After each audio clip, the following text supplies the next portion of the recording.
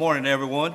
I'd like to welcome you to our Nash County Commissioners August the 6th meeting. I'm glad we were all able to enter the building without getting wet this morning. That's been unusual lately. We generally begin our meetings with a prayer and a pledge of allegiance to the flag. During the prayer, you're welcome to join and stand us and join in the prayer. You're welcome to have it for a moment of silence, or you're welcome to have your own prayer, whichever one you so desire. And at this time, I'd like to call on Commissioner Combs to lead us in the prayer.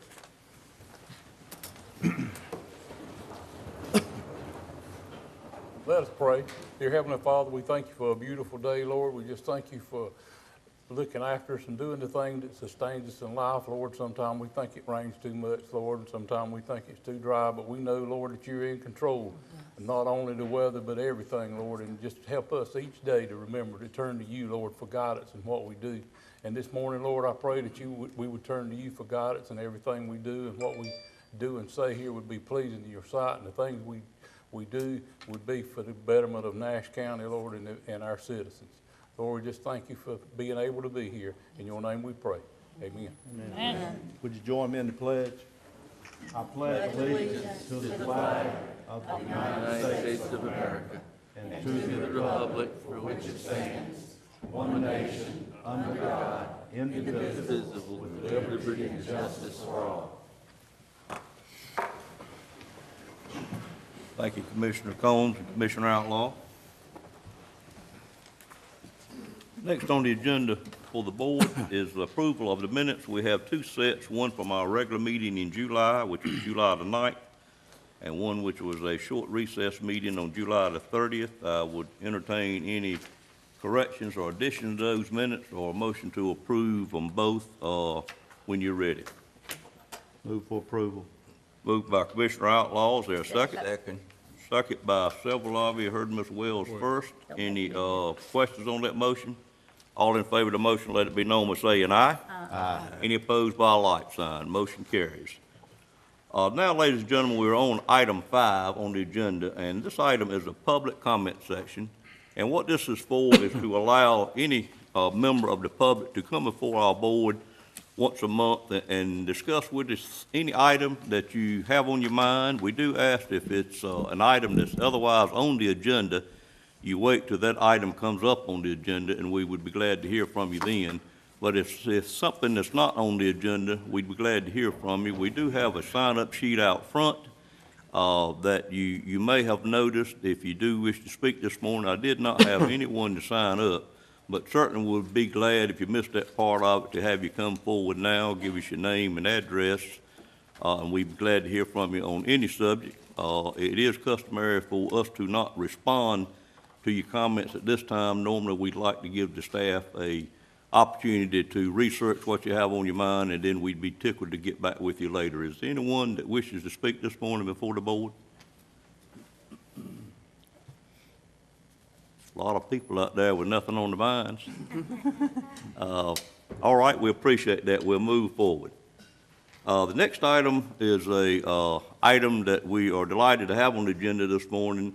It is a recognition of two of our employees that work for the Social Services Department.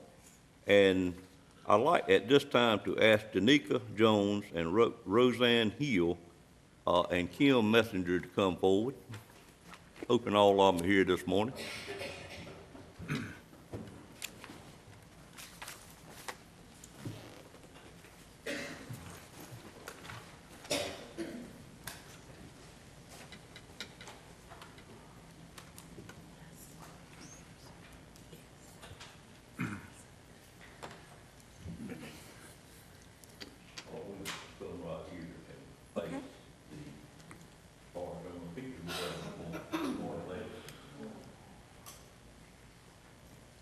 I'm just going to tell what this is about, and I'm going to let you take over. Thank you. I'd like to just say Juanita Jones and Roseanne Hill are both child protective services people in Nash County, which, as we all know, in itself is a very difficult job, and appreciate the job you do. On June the 29th, 2018, around 4 p.m., these two ladies were in the town of Bailey visiting with clients when they came upon a citizen that was unconscious on a porch. They called 911 and administered CPR to the victims until emergency workers arrived. Because of your presence and your willingness to issue life-saving skills, today this citizen, I understand, is recovering and doing fairly well. On behalf of the board, I'd like to thank you for the service to Nash County and the citizens that found you when they needed help or you found them, and your actions were very much appreciated. Now, thank you on behalf of the board.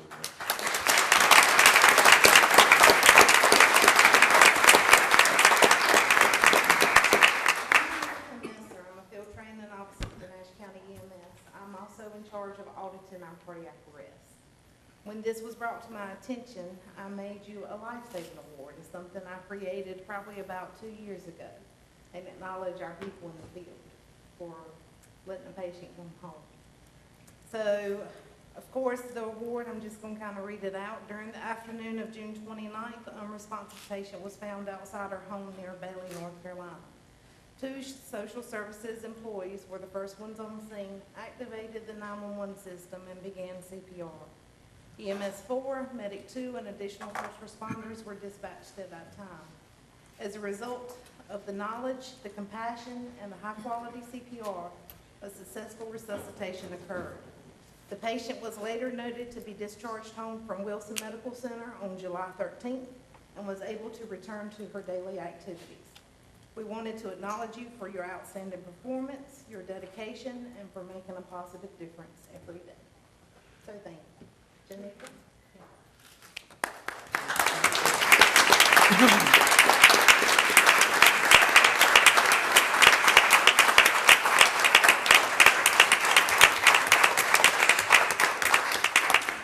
Could you all turn this way a little bit? Thank you. Thank you.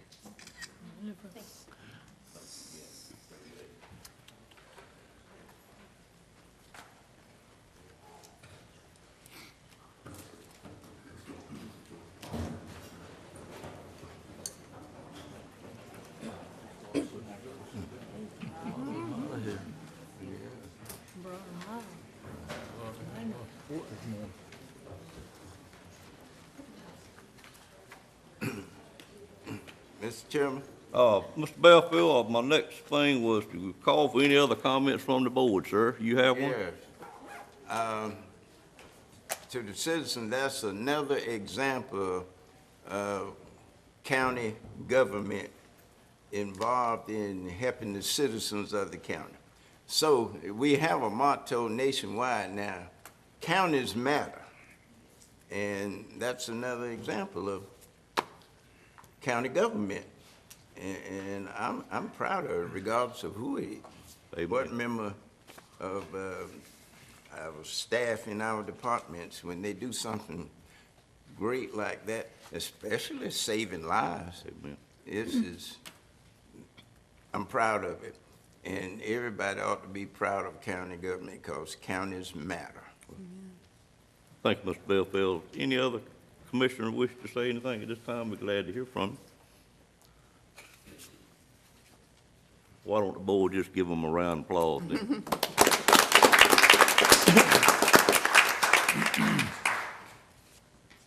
Moving to item number 7, which is the introduction of 4-H youth attending the 2018 North Carolina Association of County Commissioners, which is Elizabeth Colley, and I'll call on Ms. Hall to present this at this time.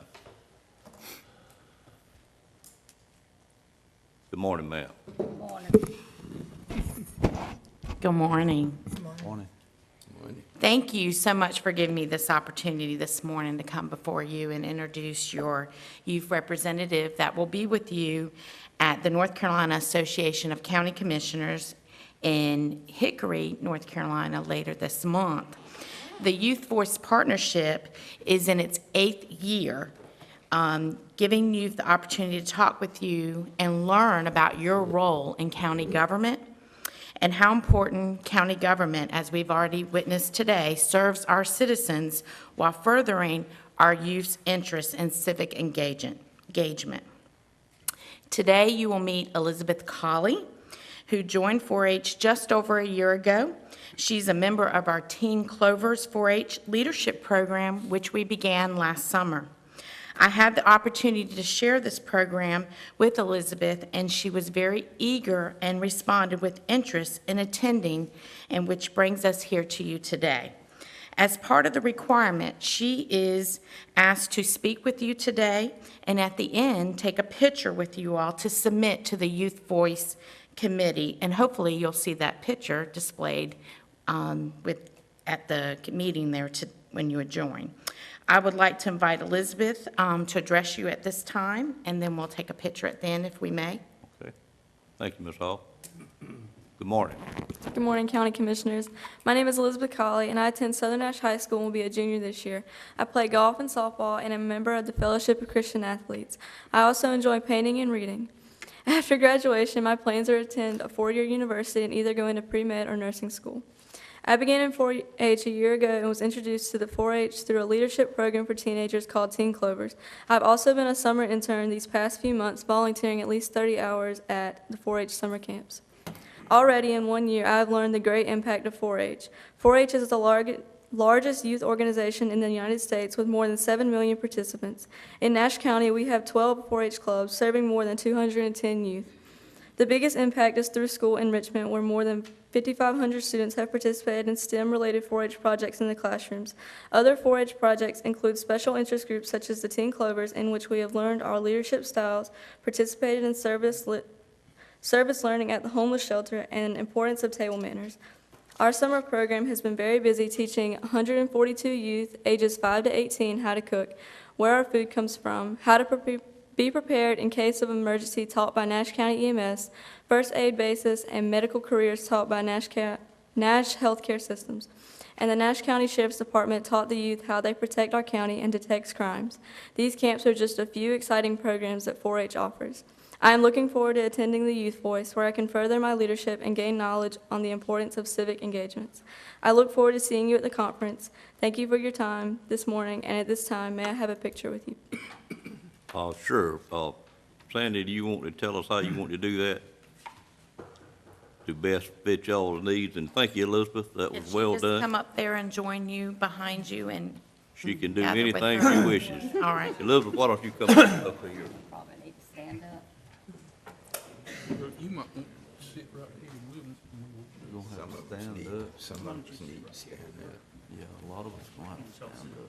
They're all sitting down, somebody's sitting down, standing up. She might just let you keep that seat. Don't do that. Just sit. Is this okay for you? It's okay for you?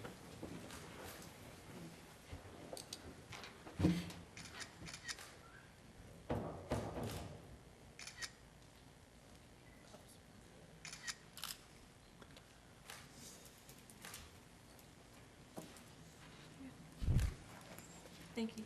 Thank you. Thank you. Appreciate it. Thank you. Thank you.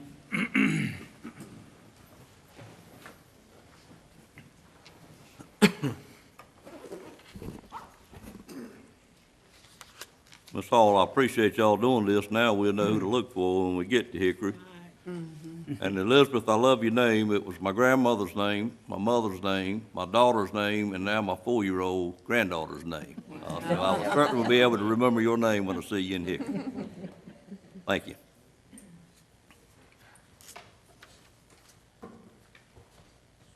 I'll now call on Nancy Nixon for a public hearing on a text amendment request to the Unified Development Ordinance concerning solar panels. Good morning, Ms. Nixon. Good morning. Busy weekend. Yes, sir. We worried you to death, didn't we? Not too much. That's why I'm here. This morning, we have a text amendment which was submitted by Jean Grinnell on behalf of Energy Conservation Solutions, Inc. And the request is to amend the UDO to permit roof-mounted, integrated, and ground-mounted accessory solar panel arrays in all zoning districts, subject to some development standards. We have, in the past, as it says in your staff report, Nash County has previously permitted solar panels in conjunction with, well, when they were roof-mounted panels, in conjunction with those construction projects, but we have not had a request until this spring. We had not had anything in the ordinance regarding ground-mounted solar on individual properties. And so how we have permitted the roof-mounted solar arrays previously was as accessory to the home, but the ordinance doesn't make any specific provisions for ground-mounted, as I said. So this amendment request would adopt some new standards for allowing those and add a subsection or a use in order to provide those accessory solar arrays. During the first discussion, and I'll talk in a minute about what the specific requirements are that are included, but during the first discussion that the planning board had on this, they had questions and requested a little additional information about these and how other communities treated ground-mounted solar for individual properties and residential areas. And so they identified a couple of concerns and questions at that time. Again, those related to safety concerns related to electrical voltage in residential areas, also the potential visual impact of ground-mounted accessory solar arrays, and then just an interest in how other areas, other jurisdictions in our area handled these.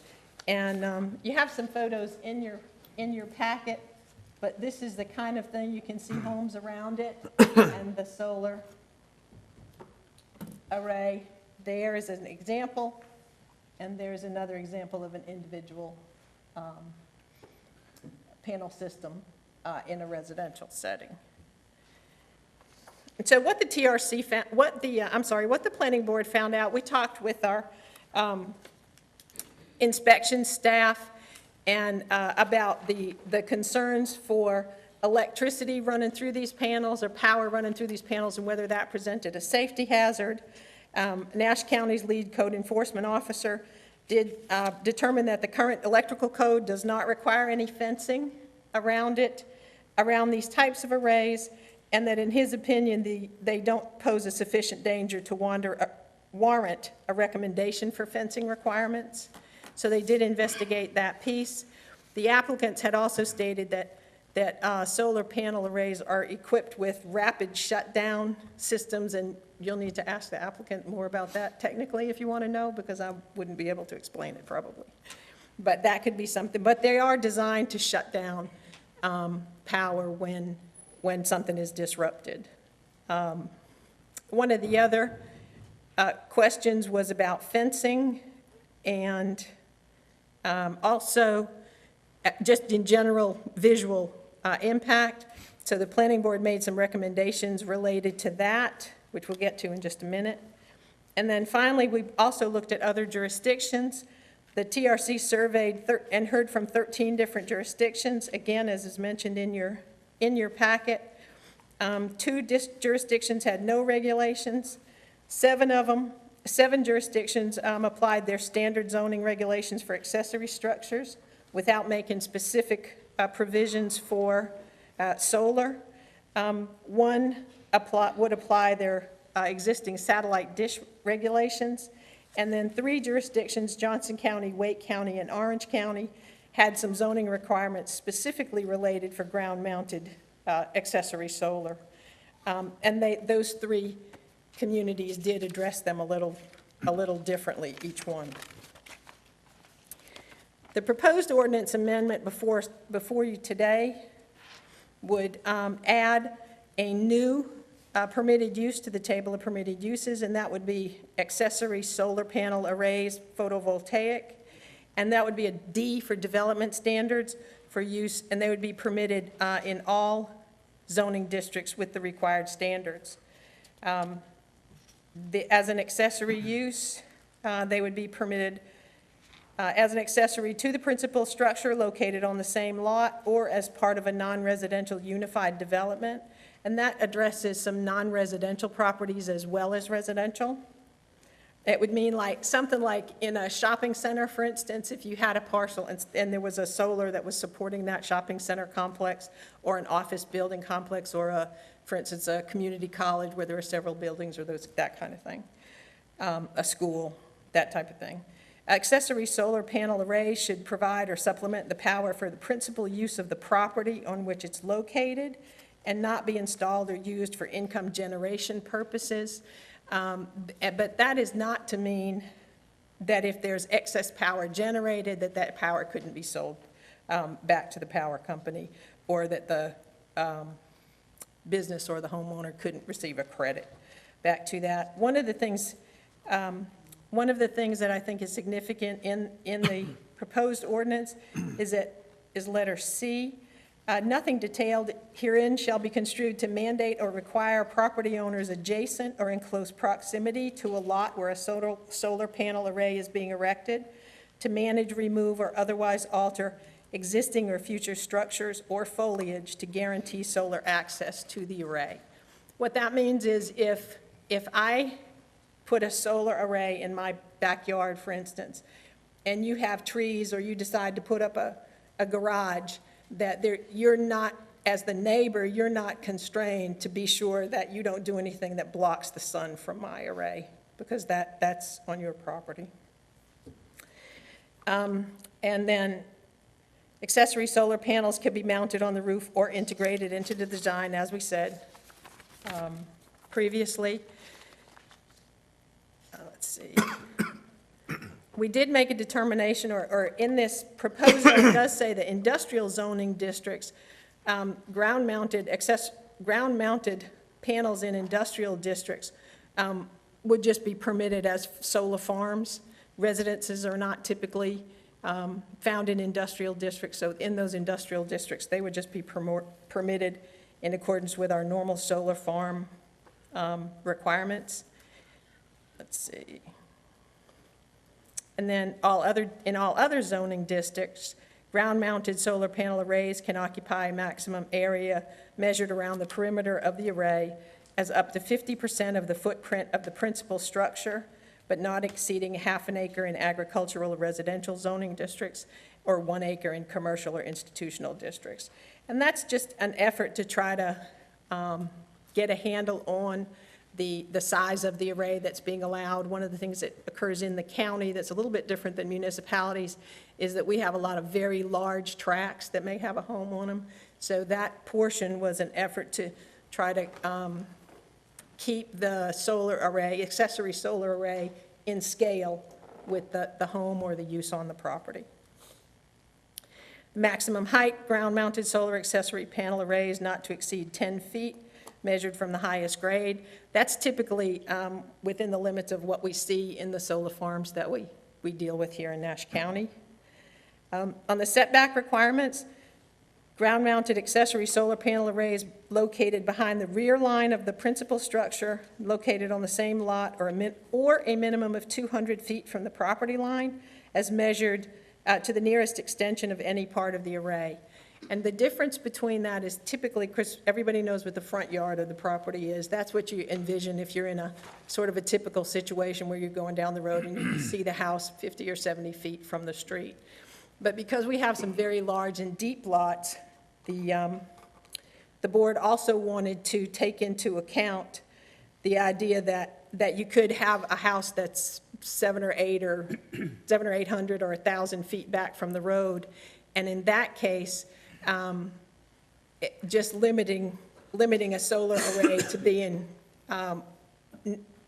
limiting it from being in front of the house might be a little restrictive if the house is 800 feet off the road, and so they said a minimum of 200 feet going back from the right-of-way in those cases. Again, separation from structures is typical for accessory structures. Site distance, again, that's typical for accessory structures. Ground-mounted solar panel arrays to accommodate commercial or accessory to commercial or industrial land uses shall be subject to the screening requirements as required in the ordinance. And then the on-site well and wastewater system avoidance, that requirement is something that's typical also for accessory structures.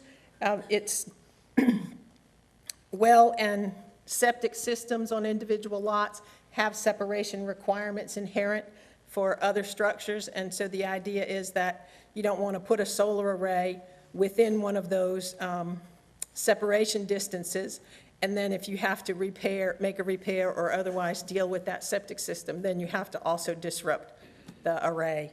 So that's where that requirement comes from.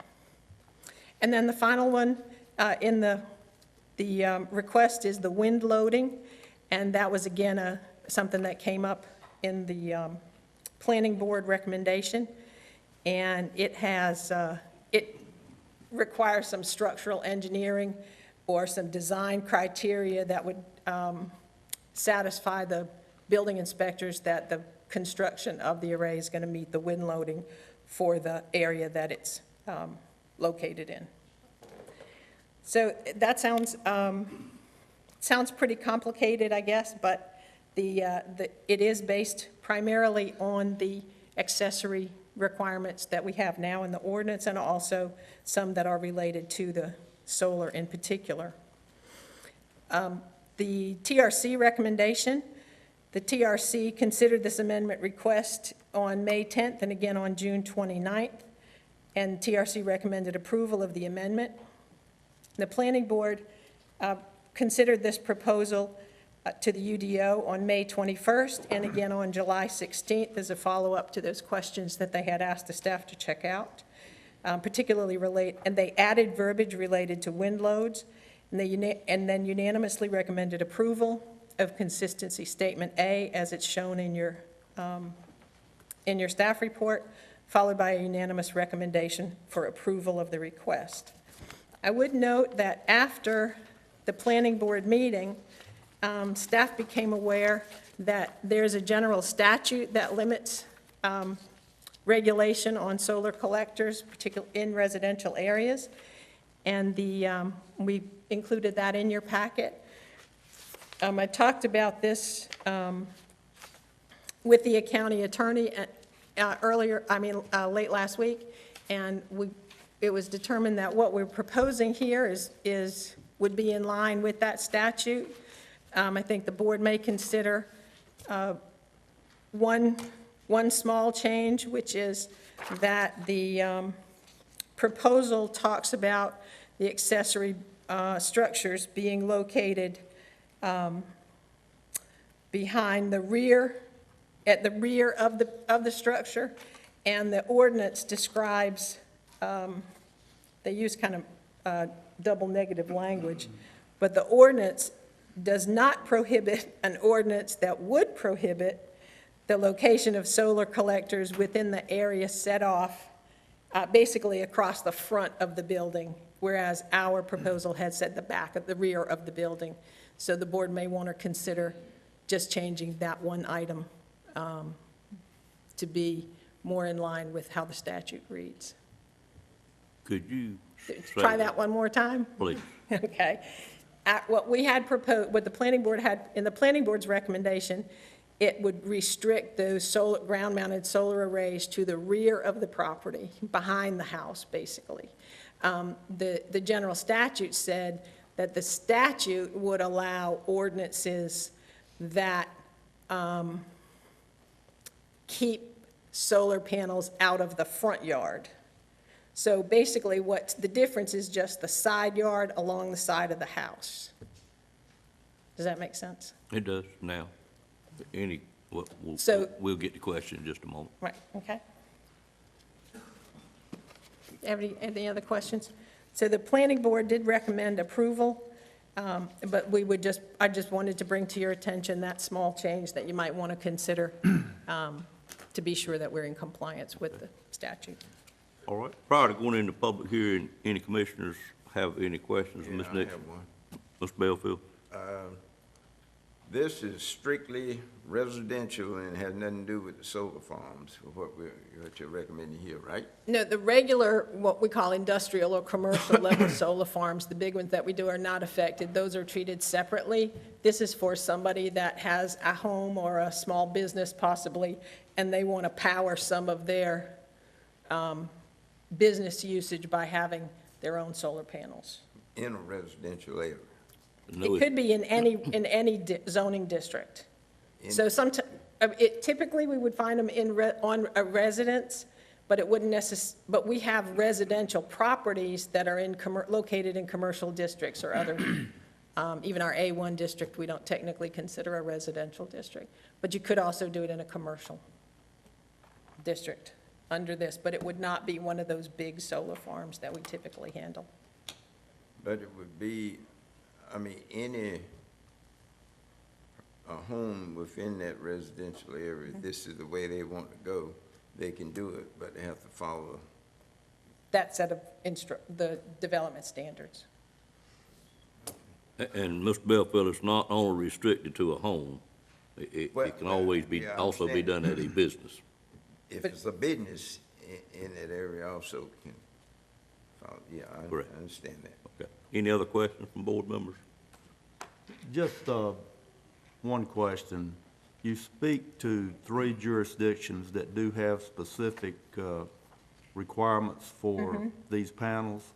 Can you give us some idea as to what those requirements might be, and why would they see the need for it, obviously, versus the others that you looked at that really didn't see much need for it? It may be, I don't know, I'm not sure I can speak to why some may have them and some don't. If I had to venture a guess based on Nash County's experience, it may be that those jurisdictions had not had a request and had not had and so haven't really looked at the topic. Well, you've got 3 that do have specific requirements. Can we get access to those and see what they are? And we might have some more information.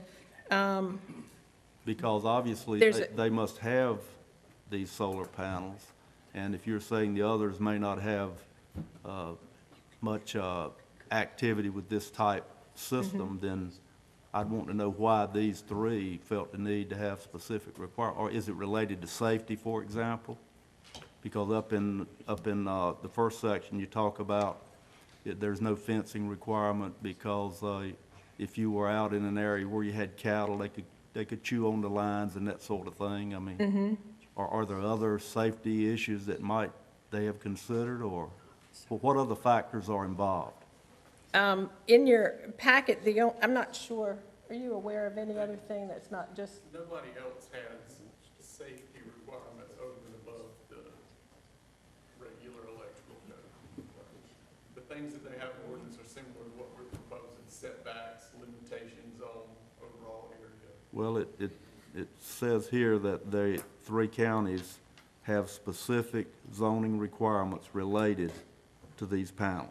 I want to know what those requirements are. immediately Just below, what are- Johnston County limits the total allowable ground coverage and requires the maximum height limitation of 12 feet. We're recommending 10 feet. What is that in relation to a regular solar farm? Is that 10 feet? What we have found in practice is 10 feet. Nash County's solar farm ordinance actually says 25 feet. 25 feet. But So what we the have panels can go found- up 25 feet. In a solar farm, not in these arrays. And so, but what we found in practice is that they don't come anywhere close to that 25-foot height. And Wake County limits the total allowable ground coverage to 30% of the footprint of the structure. Ours says 50%. Wake County is not to exceed 1 acre.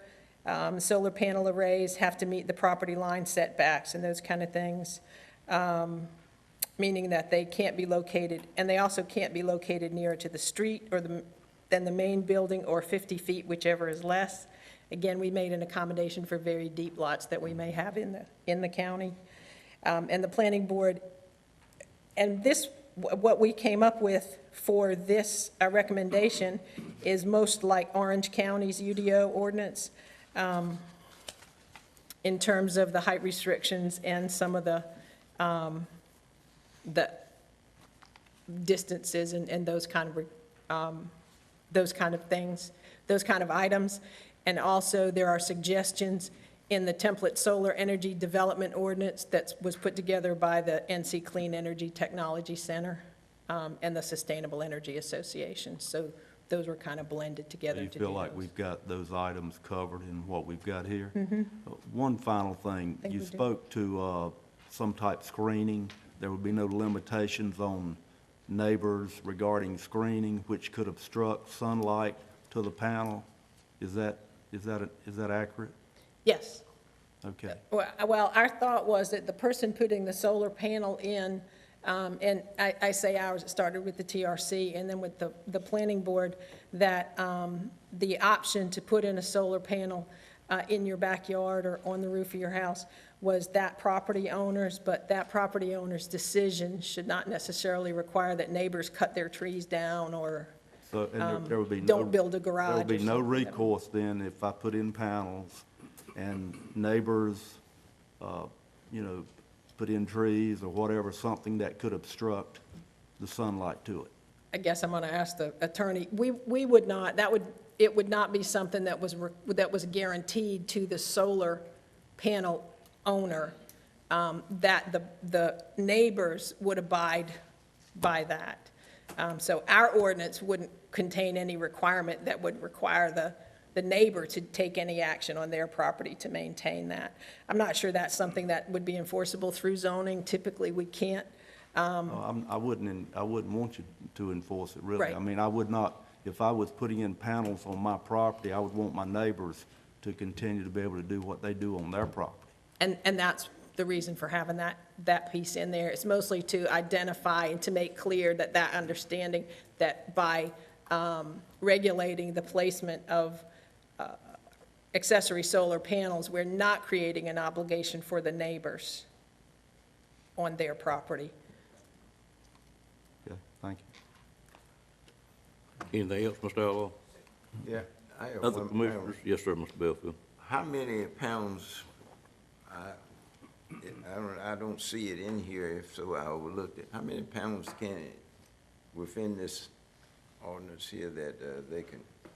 You an can individual put in construct? 50% of the square footage of the main structure on the lot. The footprint.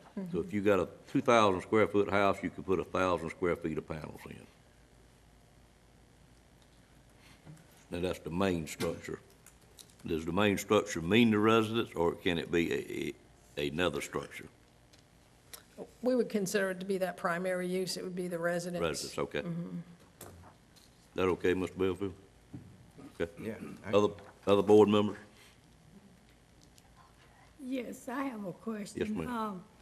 Would we have some reserve rights, or can we require them to put it maybe in the back of the house, not in the front? Yes, that's what On the side to keep our communities looking good. that's what the portion of the proposed amendment is. It talks about having it be behind in the backyard. And the question was that the statute references that it's okay to keep them out of the front yard. Right. They basically draws a line across the front of the house to either property line and says you can't go in front of that. But if my home is on the back of my property line, then there is allowance to put it in the front. If it's more than 200 feet. So It would have to, the array would have to be more than 200 feet off the in other road. words, if I'm off the road, if I've got 1,000-foot depth lot and I'm sitting 800 feet off the road or 900 feet near the back of the property line, then I could, I'm just trying to understand this. In the front of the house, then I could have 50% of my square footage in the front yard. Yes. Okay, that's kind of what you were asking, Ms. Richardson. Any other questions? Before we go into public hearing, Mr. Durham, can you tell us, because we've got to make a decision on whether we're going to allow them in the side yard, or are we allowed not to allow them in the side yard, is a real question I think may come up with the board in a minute. Well, the statute clearly says it's okay to allow them, to keep them out of the front yard. So if you want to make sure you're in total compliance with this statute, and see little I where it says behind the rear line, I would change that word to front line. Okay. Then you would be clear that there would be no attack on our ordinance. But I'm not saying you can't make it more restrictive and take a chance with what might happen in court.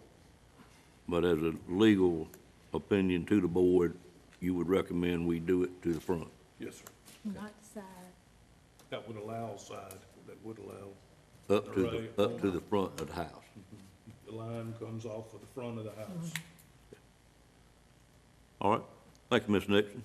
At this time, ladies and gentlemen, we'll go into a public hearing on this matter, and that would allow anyone in the audience today to speak on it. I'd call for a motion to go into that public hearing at this time. So moved.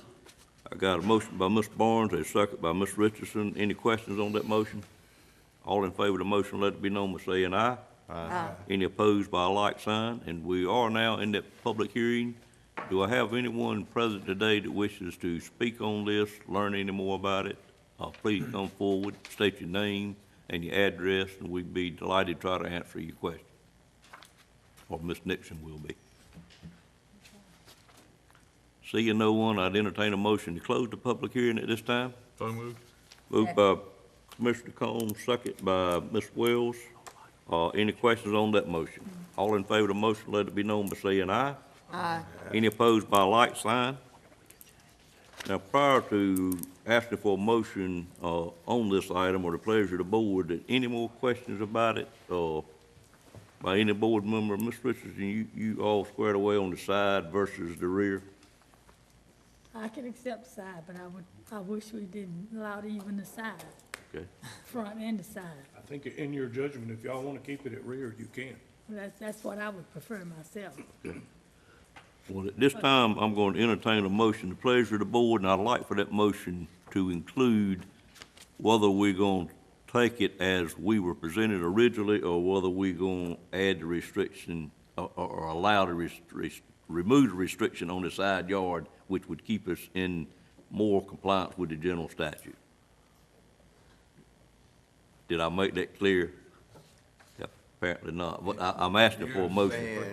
Saying keep as is or add,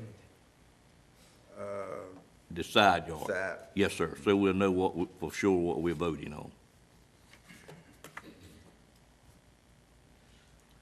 Well, at this time, if Keep as is, we only allow the rear. to keep that is, it would push it to the rear only. That's good. Yes, ma'am. I'm sorry I made that confusion. So I'd entertain a motion one way or the other. Mr. Chairman, Yes, sir, Ms. Belfield. I offer motion that we keep it as is. All right, and keep it as is. I'm going to interpret to mean we can only bring them up to the line perpendicular to the rear of the resident's primary structure on the lot. Exactly. Okay, is there a second to that motion? Exactly. Second by Ms. Richardson. Any questions on the motion? And we understand that puts us at a potential possibility of having to defend it at a later date. All right, all in favor of that motion, let it be known by saying aye. Aye. Any opposed by a like sign? That motion carries. Thank you, Ms. Nixon. I think you need to pull you up a chair, because you got several more items. Did we get a consistency statement and a I'm sorry. motion, or was No. that the consistency statement? No, I need to start over. I'm getting ahead of myself, trying to push my agenda a little bit too much. What I need to do, Mr. Belfield, is I've got to take this in two motions. I've got to have a consistency statement motion first, and I apologize for not getting it correct. But if you'll see on there, you're gonna want consistency statement one, I'm sure. Hey, A in this case. So let me just strike the vote we just took and ask for a motion to approve consistency statement A or B. Mr. Chairman, I move for approval of consistency statement A for approval. All right, I have a motion for A. Is there a second to that motion? second. I have a second by Ms. Richardson, motion by Commissioner Outlaw. Any questions on the motion? All in favor say aye. Aye. Any opposed by a like sign? And now I'm going to take a motion to approve the change in our ordinance. Mr. Chairman, I move for approval of the text amendment As presented. as presented. All right, I have a motion to approve as presented. Is there a second to that motion? Second. Second by Commissioner Combs. Any questions on the motion? Mr. Belfield have confused you, you with us, okay? Well, in other words, what we're doing now, nullifying what we just approved earlier. Well, the chairman made a Before we did the consistency. Yes, sir. The chairman was in error when he called for a motion to approve without getting the consistency statement done first. We have now done that, and I have a motion and a second to the exact motion you originally made at my request. And I'm ready to vote on that motion if we don't have any questions on it. The motion now is exact what I had, okay. That is correct, sir. That's what I didn't understand. Okay, I want to make sure you were looking at me like I had really confused you. All in favor of the motion, let it be known by saying aye. Aye. Any opposed by a like sign? That motion carries as well. Thank you all for keeping me straight on that. Ms. Nixon, we are now on item number 9, which is a public hearing to rezone 48.79 acres on Jordan Road. Okay. And this is not a quasi judicial hearing. That's correct.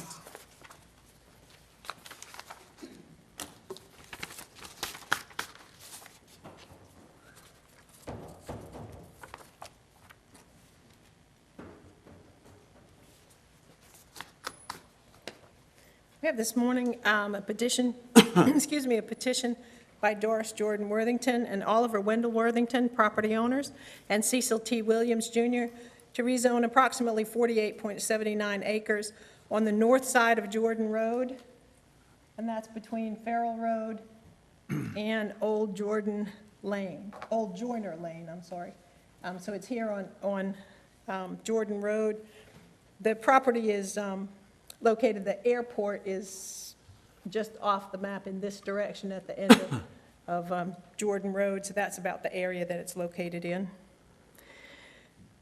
This rezoning request to rezone this tract here from R30 single-family and two-family residential to R15, which is a medium-density residential zoning district. Property lies between the Rocky Mount Wilson Regional Airport and the ETJ of the town of Sharpsburg, located to the east.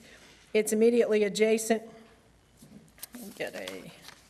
Find my rezoning map. Here's the current zoning on the property.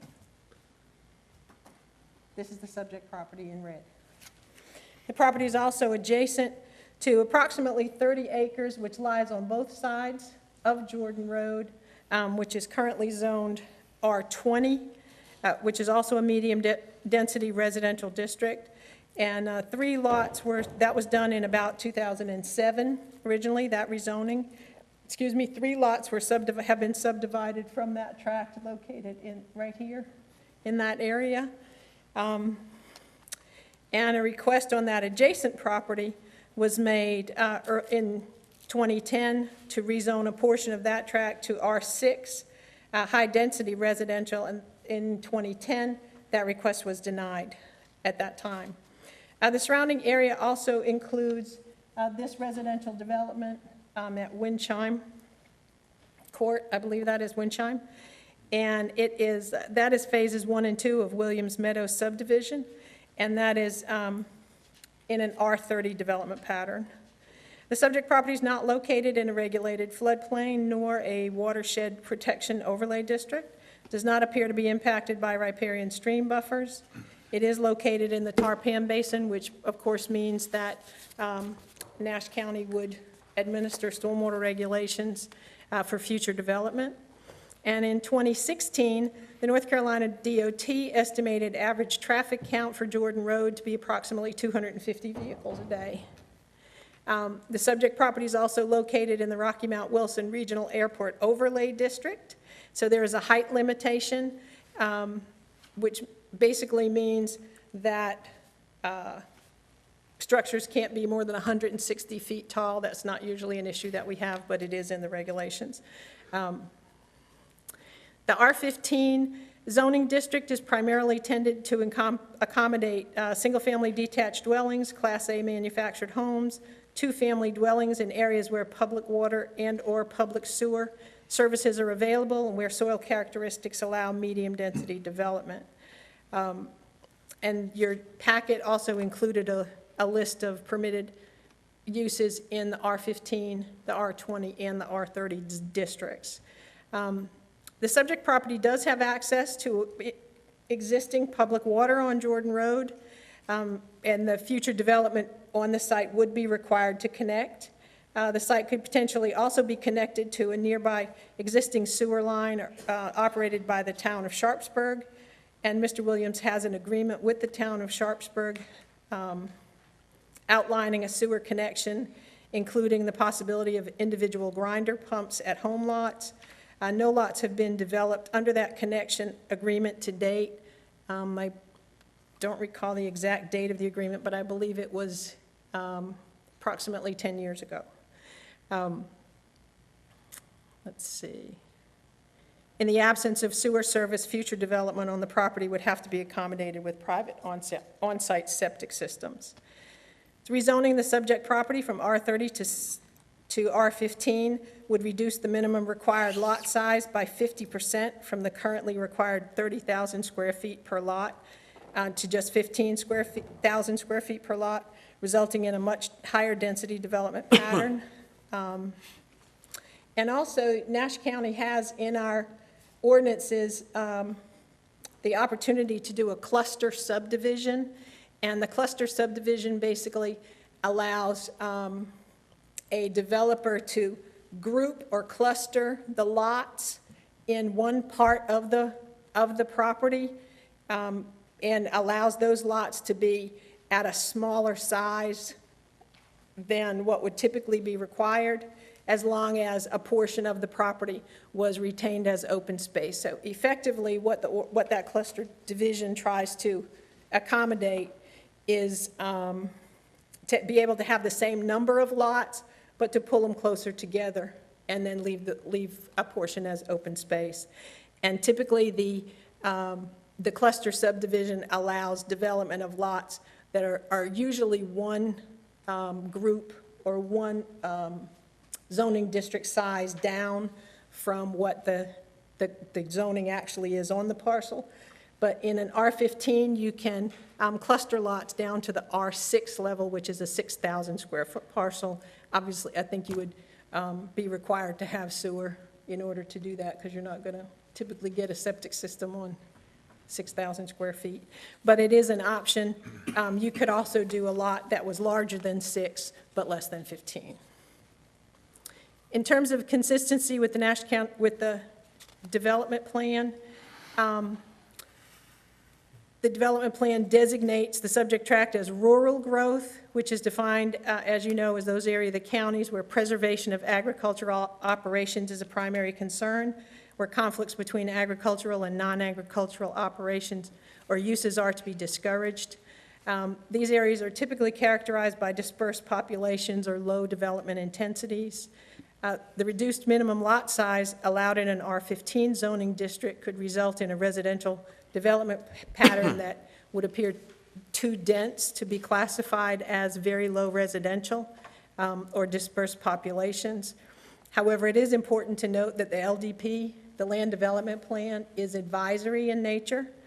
So the county can consider the plan but may adopt a zoning amendment that is inconsistent with that recommendation, provided that it also adopts a statement talking about why you would adopt an ordinance that is not consistent with the land development plan. One of the thoughts behind that, just reminding you of that, is to remember that the land development plan was adopted in 2006, and so the county has changed in some parts of the county has changed, and some parts of the county remain pretty much the way they were at that time. It is worthy of noting that under a 2017 North Carolina statute, excuse me, rezoning of a property that is not in compliance with the land development plan constitutes a change to the land development plan as well. So that previously wasn't something that happened automatically, but since that 2017 statute, now if you do go forward with a rezoning that's determined to be inconsistent. I'm sorry. Okay. Are we okay? Wait a minute. If you go forward with a rezoning that is inconsistent with the land development plan, then by doing that, you change the land development plan for that piece of property. Okay? The request would consider to be spot zoning because the 15,000 square foot minimum lot size allowed in the proposed R15 zoning district is significantly smaller. Ms. Dixon, Yes, sir? may I ask you to pause right there? for Certainly. Just a minute, We need to take care of, Yeah. take care of something in the back. yes, sir.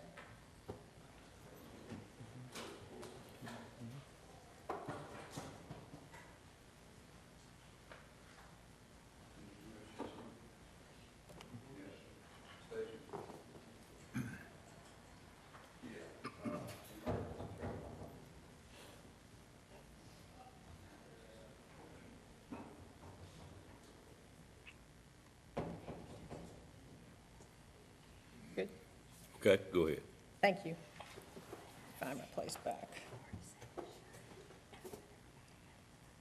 Again, the rezoning request to R15 would be considered spot zoning because the 15,000 square foot minimum lot size allowed in that R15 district is significantly smaller than the 20 or 30,000 square foot lot size requirements in the surrounding R20 and R30 zoning districts.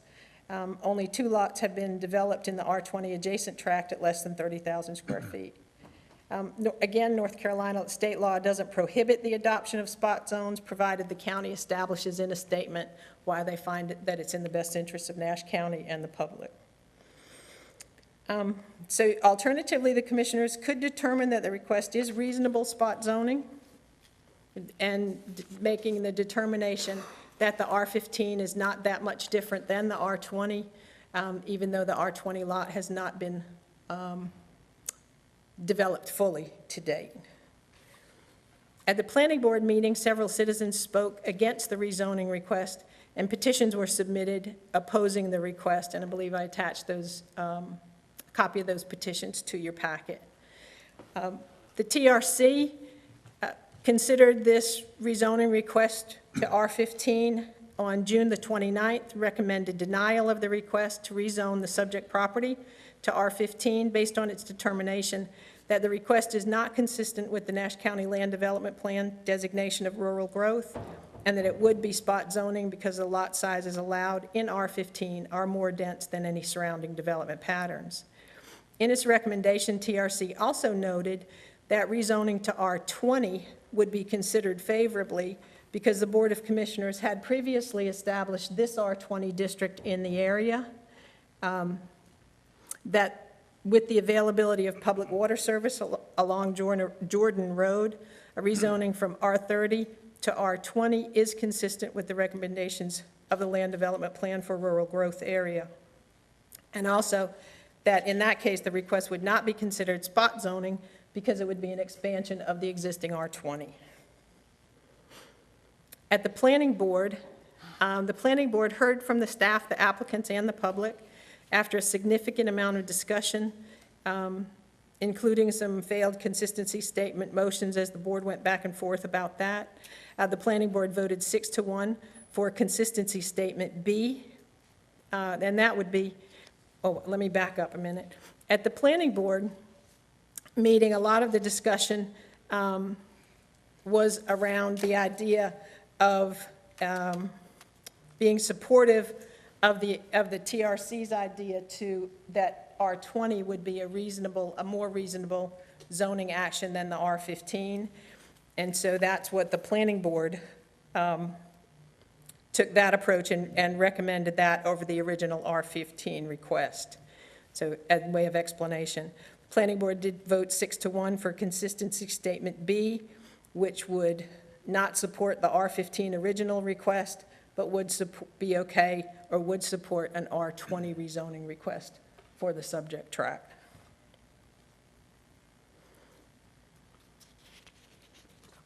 Does that make sense? Yes, ma'am. Okay. Does you have any questions? Anything else on your presentation? No, sir, I think that's fine. Oh, I apologize if you want me to repeat anything because we had to no, I think be we're in the fine middle if there. we're okay. Oh, I did, go ahead. This is the general area. I had been looking for that earlier. This is Jordan Road here. This is the subject property here and the airport. Just wanted to show you where that is. This is NC 97 here. Gives you an idea of where you are.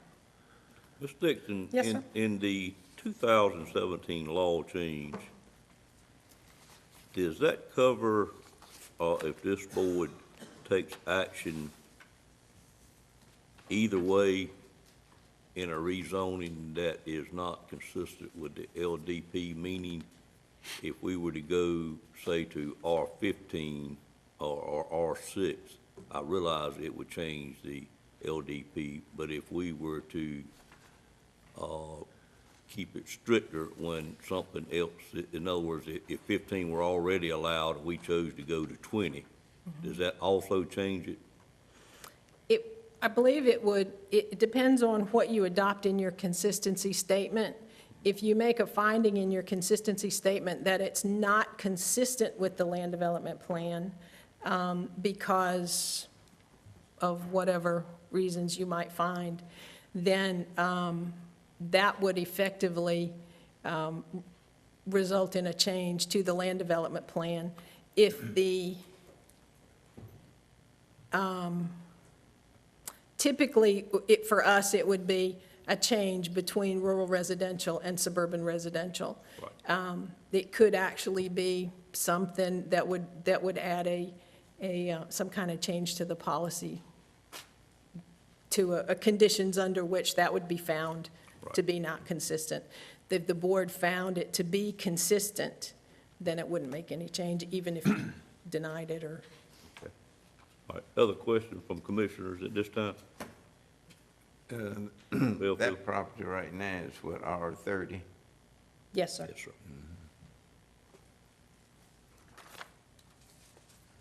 Other questions before the public hearing? Thank you, Ms. Dixon. Yes, sir. I'd entertain a motion at this time to go into public hearing on this item. So moved. Moved by Mr. Outlaw, second by Ms. Richardson. Any questions on the motion? All in favor of that motion, let it be known by saying aye. Aye. Any opposed by like sign? Motion carries. Ladies and gentlemen, we are now in a public hearing to hear from anyone that's present this morning that wishes to speak for or against this item. I don't really intend to set any order to hear from you. It doesn't really matter. I would ask that you state your name and your actual address when you come forward. So at this time, I'd be glad to hear from anyone that's for this rezoning to an R15 or that may not be in favor of this rezoning to an R15. Just please come forward. Good morning, sir. Good morning. My name is Billy Winstead. I'm here with my wife, Kay. We have a house and small farm on Jordan Road, 6708 Jordan Road. We're about a half a mile from the property that's been mentioned here to be rezoned. I was not present at the planning meeting because of a conflict, so I want to let you know that I want to go on the record as opposing the rezoning. We feel that the R30 is appropriate for this area, and would like for it to be maintained that way. We don't see any valid reason to make it any different from what it presently is. Okay, thank you, sir. Thank you. Anyone else wish to speak for or against this item? Good morning, ma'am. Good morning. I'm Linda Jordan Shepherd, and my husband John and I own the property adjacent on the west side of the property under consideration. You have seen a copy of a petition, and I think I emailed a copy of the petition, but since that time, one other person has asked to sign, and in addition, we went back and wrote in streets so that you know that the people who signed the petition are in the area that is affected. So I'd like to distribute those to you at this time. That's fine, ma'am.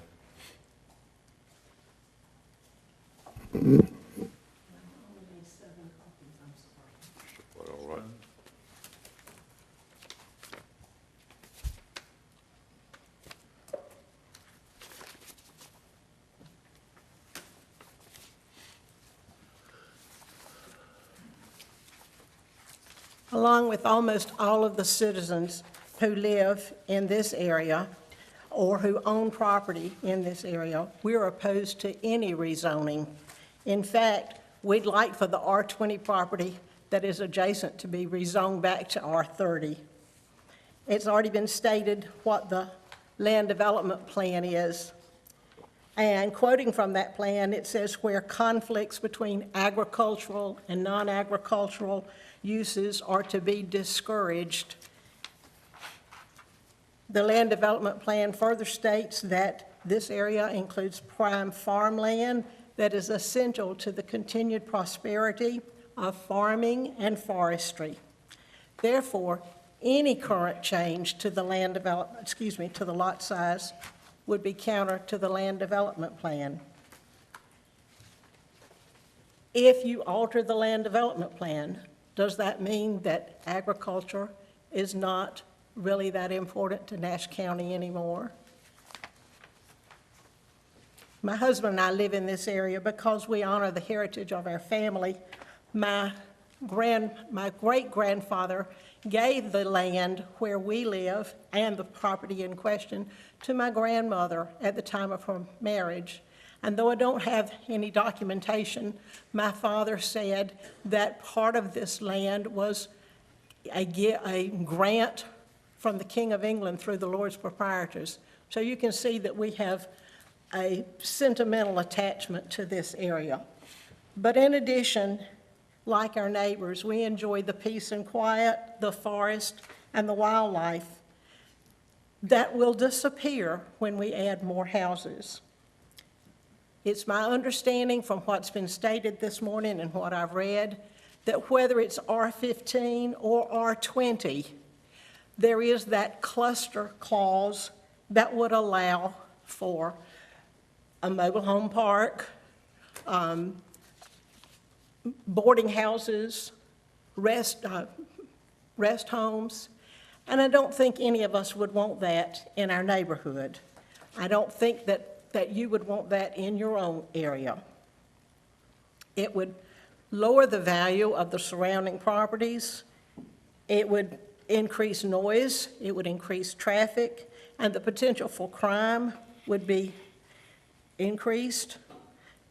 I don't think anybody would want that. As a matter of fact, I have a copy of a petition signed by Doris and Wendell Worthington a few years ago when they opposed Mr. Williams' rezoning request themselves.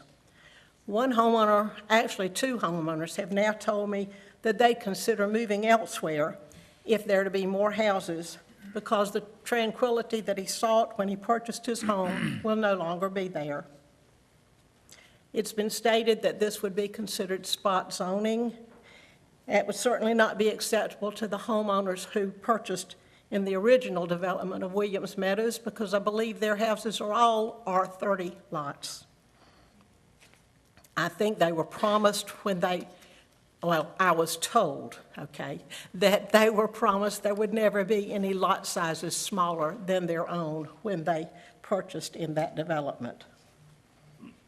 Some of the houses on Jordan Road that have been built in recent years are on 1 acre lots, and I think that's the houses that you probably can see on that diagram. As for sewer, if these homes connect to the town of Sharpsburg, are you aware that the town of Sharpsburg would charge anyone who lives outside the town double what they charge for the residents who live in the town? So who is this really benefiting? Would it benefit the new people? I don't think so. Would it benefit the current residents? They're obviously opposed. So in making your decision, please consider what's best for the citizens of Nash County, what's best for maintaining our agricultural impact, and what is in compliance with the land development plan. Any questions? Thank you, Ms. Shepherd. Thank you.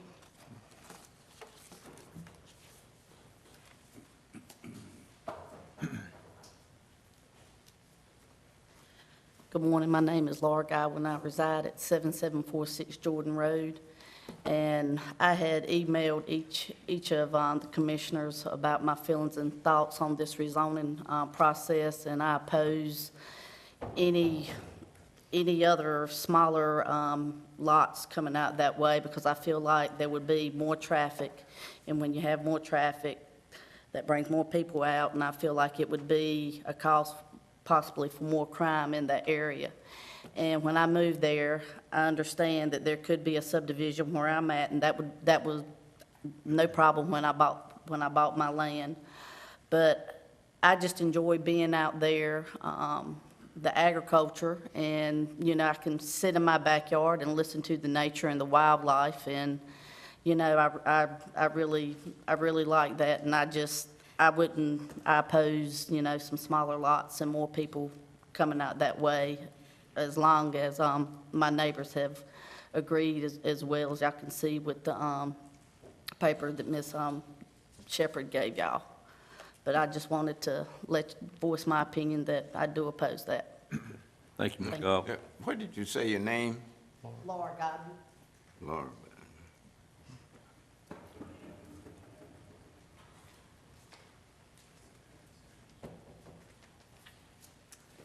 Good morning.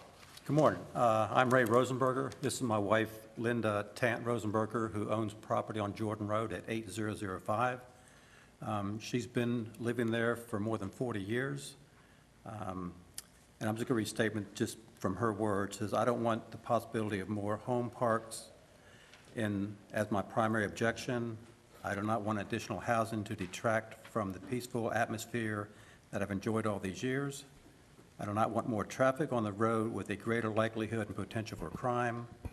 I do not want the sizes smaller than mine, which may reduce the property value of my home. I don't want the landscape to be overshadowed by a potential unpleasant neighborhood, which could consist of many mobile homes and the increased potential for crime.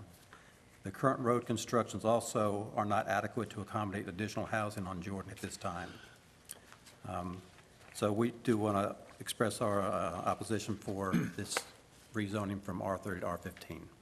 And up until this date, it has been a nice, quiet neighborhood. We know most everybody on the street. It's safe for children, adults, a good place to walk. But we can see that changing quickly, and we just want to do everything we can to keep it like it is now. I don't have any problem whatsoever with people buying land and building houses. Just build a house, a home like we home that they would like to live in. But when we start building multiple houses, we're going to have lots of traffic, meaning we're going to have to rebuild the roads there. And we're going to have other situations with the water, the drinking water and things like that. So we're thinking ahead of what it's going to be in the coming up years. I may not be here, but other people will. And so that's what we want to keep it as near like it is now as we can, and it'd be safe, nice, family area. Thank you. Thank you all, Mr. and Ms. Rosenberg. Other speakers?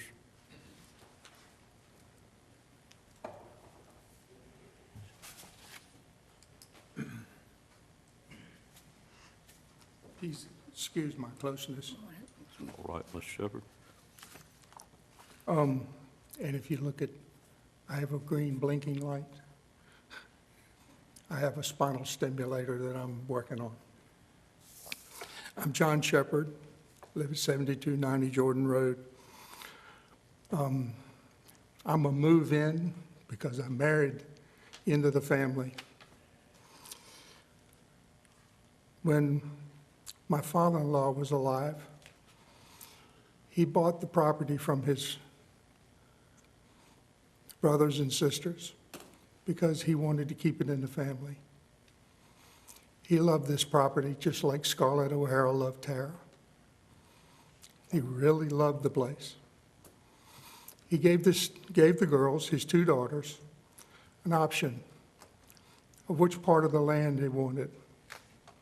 We promised him that we would move there after retirement to do the best we could to keep it in the family. My sister-in-law has been in Weston, North Carolina for a long time, and she just said she didn't want to come back. That simple.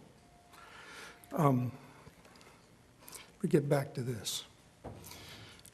One of the things that's been discussed here, or talked about here, was a sewer line running from the airport to Sharpsburg. Nobody said anything about the sewer line as far as the size goes. The size of a 4-inch sewer line. 4 inches. Roughly the size of a 2-liter drink bottle. And if that doesn't put it in perspective for you,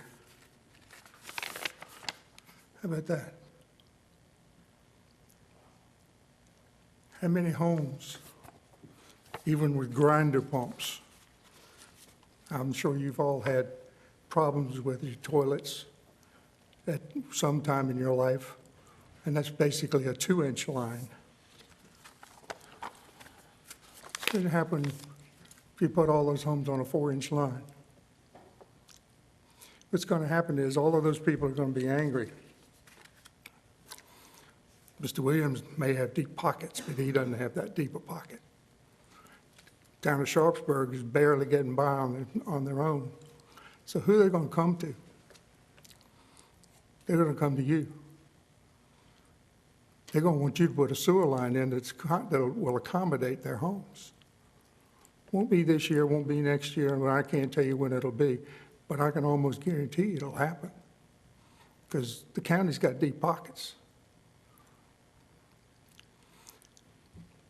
I'm not opposed to the R30 because that's what you folks decided was the best thing for the county in that particular area was R30. I think in 2007 when it was voted to change it to R20, that's called spot, I would call that spot zoning. You got a little less than 30 acres within thousands of acres of R30 property. I think it would be a big mistake to change this to R20 because as you've been told, R20 doesn't mean a thing. It can go to R15, it can go to R10, it can go to R6 if certain things happen. At R30, there are no, oh, well, yeah, I can do R20. It's none of that. You got R20, you can do most anything you want to do. It's your statutes, not mine. But I think it's a major mistake to change this from R30 to anything. And like my wife said, I'd like to see the original 28 point whatever acres put back at R30 and make the entire process like it ought to be. Your zoning plan, and you may not have voted for it, don't know, but you own it. Your zoning plan should be kept intact in this particular case. Thank you. Thank you, Mr. Shepherd. Other speakers?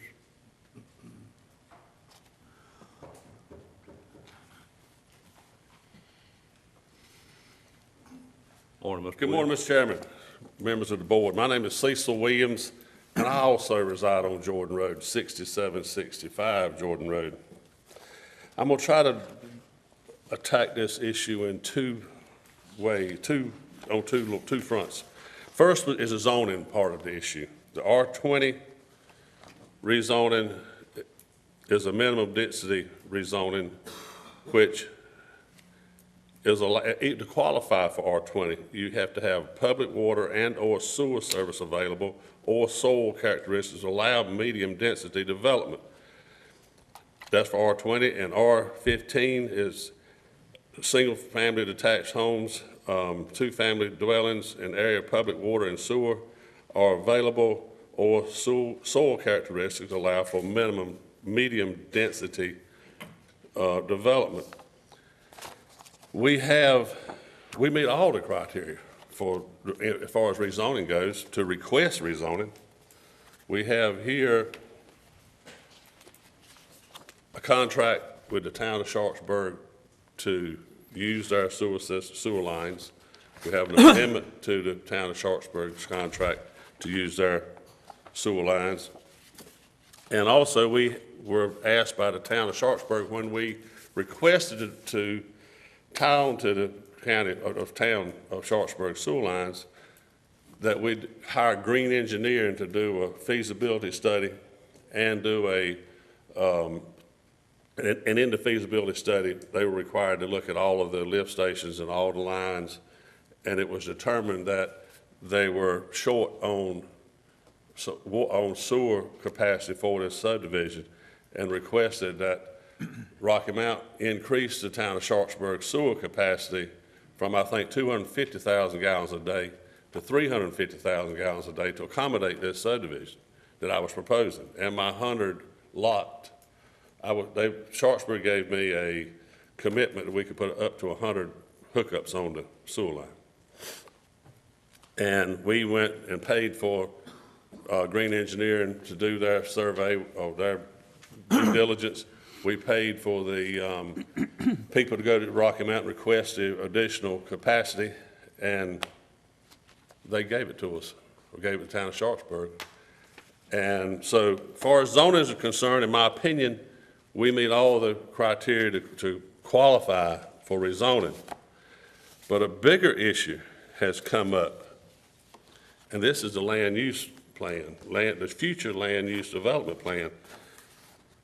We've heard said that the rural growth plan defines those areas of the county where urban services, i.e. public water and sewer service, are not expected to be extended within the next 10-year planning horizon. Rural growth areas are those areas of the county where the preservation of agriculture is important, so forth. Well, and this, I'm going to read the other one too while I'm right here at it. Suburban growth land use designation defines those areas of the county where significant residential growth is expected to occur within the 10-year planning zone horizon. These areas designated suburban growth are located primarily adjacent to municipal planning jurisdictions where public water is available or planned in the near future. And in general, these areas are not planned to be served by public sewer, although sewer may be extended into these areas. So, to be considered rural, suburban growth, you really only need to have water and/or the water be considered to be run into your area in the next 10 years. And Nash County's made tremendous steps forward as far as extending water into the county and extending sewer into some areas of the county. This is the future development plan. And I'm supposed to be able to turn this thing somehow.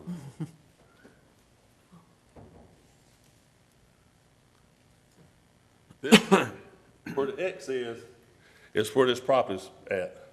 But let me go back out a little bit further first and show you the whole county. And I don't know how it happened, but I think it's been a mistake. You see Bailey, Middlesex. The yellow, by the way, is suburban growth area. The green is the rural growth. We see Bailey, Middlesex, Spring Hope, Momire, Nashville, Castalia, Whitakers, all have the yellow around them. That's in the county. It butts up to those cities' extraterritorial jurisdictions. But look at Sharpsburg. Sharpsburg Sharpsburg has no suburban growth area jurisdiction around the town of Sharpsburg. I don't know how it happened, and I'm sure you people don't know how it happened, but it happened. And I think Sharpsburg deserves the same thing the rest of those towns in the county deserve. That's my opinion.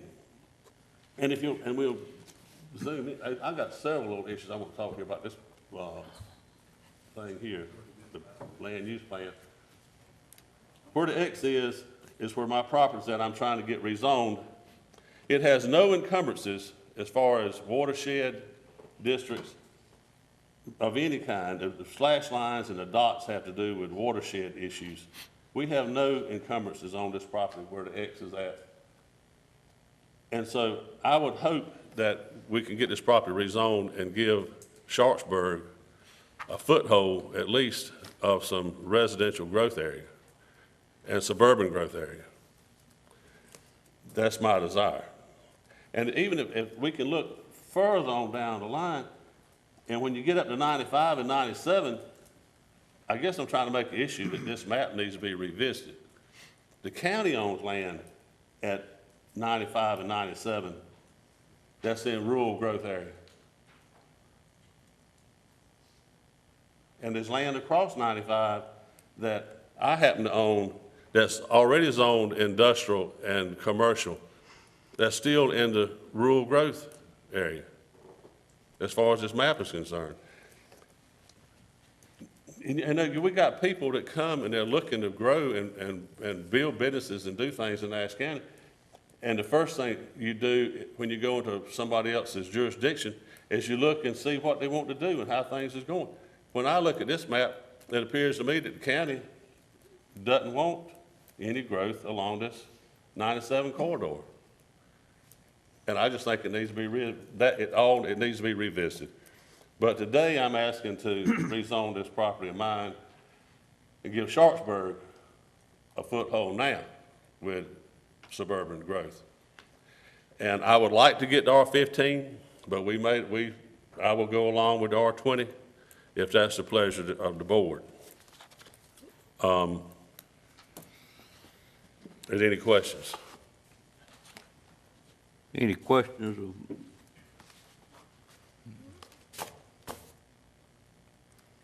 Anything else, Mr. Williams? No, sir. Okay.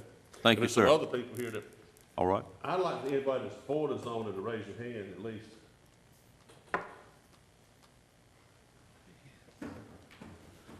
Anyone else wish to speak, come forward? Yes, sir. Good morning. I'm Blake Proctor. I'm the town administrator for the town of Sharpsburg. A lot of talk going on about the sewer line that Sharpsburg has, whether it's whatever size. It doesn't matter because right now, the town of Sharpsburg is in negotiations with the county to transfer title to all those lines to the county. I just want that to be, make everybody aware, and everybody here aware that the town of Sharpsburg is basically out of it right now. And I don't know what's gonna happen with the agreement, because if we don't have the line, we don't have an agreement. Agreement's null and void. But I just wanted, I'm here to say that today. Okay. Thank you, Mr. Proctor. Yes, sir. And, Thank you. excuse me, any questions of the board members of Mr. Proctor? Mr. Lamb? Can you get those agreements to the county attorney? I shall do that. Thank you. Yep. Thank you, sir. Thank you. Mm-hmm. And as Mr. Proctor said, for benefit of the board, for right lengthy time, the county has been in what I consider to be preliminary conversations with the town of Sharpsburg, mainly pertaining to our airport that is owned by, numerous jurisdictions about the sewer to the airport. And in those negotiations, there are numerous ways we have looked at it.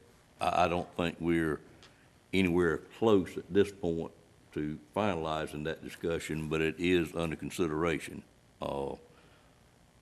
But I don't know that I can say, being the person on the board that has been in those negotiations, that we should consider the county as having ownership of those in this discussion, because we are simply not there yet. Mr. Belfield? Extraterritorial jurisdiction, is it Sharpsburg or Elm City?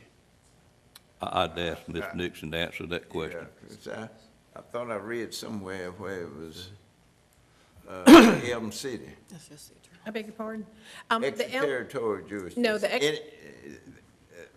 Elm City, they have extraterritorial jurisdiction over any of this property that we're talking about zoning? No, sir. Where you probably saw Elm City, was a lot of the addresses in this area have addresses that go back to the Elm City Post Office. The addresses may say Elm City, but there's not, the closest jurisdiction is the town of Sharpsburg.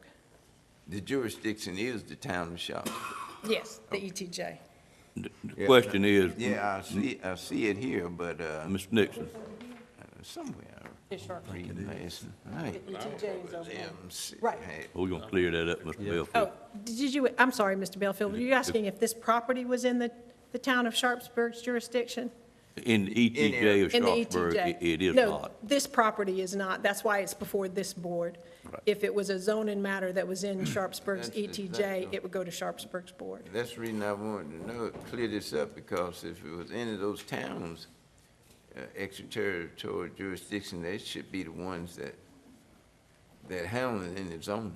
That's correct. The Sharpsburg jurisdiction is, if you follow Jordan Road, down this way off of this, oh, I'm not looking at it, it's not up, there you go. As you come down this road this way, Sharpsburg's jurisdiction is in that area, in this area beyond the site. Thank you. I'm still in public hearing and have speakers. Did you want to say anything else, Ms. Nixon? Now, the only thing that I did want to clarify, if I could, is the point that Mr. Williams brought up about the area of the land development plan actually has been revised. It's not reflected on this map, but in the area down near 95, we did that a couple of years, within the last couple of years. Great. Thank you. Anyone else wishes to speak in the public hearing part of the meeting? Yes, sir. Please come forward.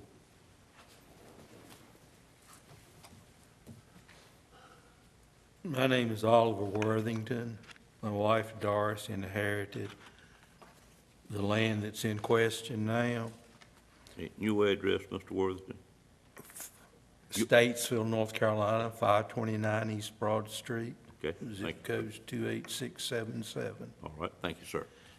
The reason I'm speaking, I've heard a lot of statements made concerning my wife and I signing a petition about 15, 16 years ago. We were visiting down here at the time when this committee, the zoning committee was meeting, and we signed the petition because it didn't affect us. We lived in the western part of the state, and at the time, we might have think maybe we might move back. We were not sure at the time. This land that she inherited has been there. There was a lot of emotional statements concerning their father been made here also.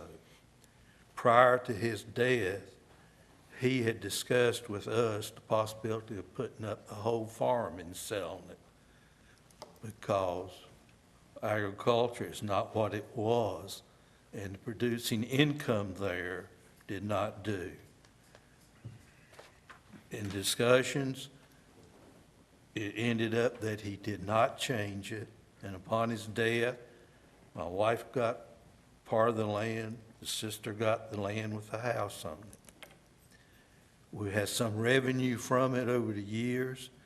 We decided we're not going to move back, and the land should be used for something that would help the area and be developed and produce some income for us also. And we signed that petition at that time, reverting back as a favor to Linda and Johnny. It was just, we did it. And I understand that a lot of people have signed the petition, but they don't live right there. They don't own the land. The land belongs to us. We're not going to be able to come back here and live. We have a home in the western part of the state. Our children are in Annapolis, California, South Carolina. None of them are going to come back to Nash County. And we see this as a use of the land, will produce more taxes for the county and increase value of property around it. I don't think the crime has been better. If I understand right, And the other piece of the property that's been zoned, a deputy lives in it. And it looks like to me that would help curtail crime instead of increase crime. Thank you for hearing me. Thank you, Mr. Worth. I do have one other thing I'd like to say. Mr. Williams, let me see if I got any other speakers prior to I let you speak in a second time. Anyone else wish to speak in this public hearing, please come forward.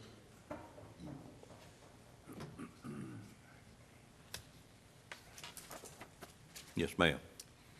I'm Helen Williams with Fairfield Realty, and I also have a part in this land. But I just wanted to make clear, I've heard a lot of remarks about the land values and property values going down with growth. I've been doing real estate for over 20 years, and it's been my experience, and I have found, and could probably go back and pull statistics on it, that the more a property grows, the more the values go up in an area, not goes down. So if anybody else would like to have some statistics on that, I'll be glad to try and pull some for you. Thank you. Thank you, Ms. Williams.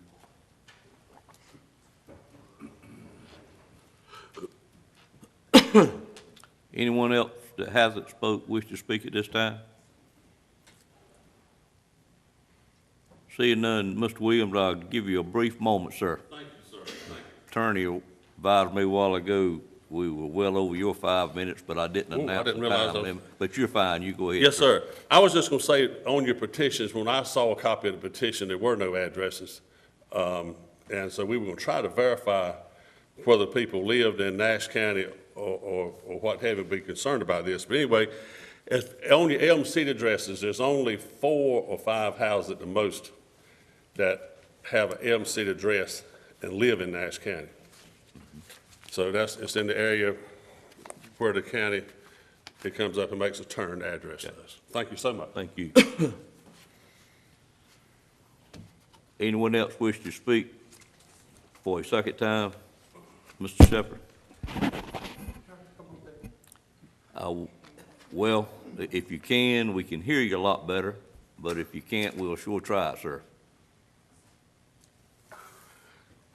Well, you know who I am. Yes, sir.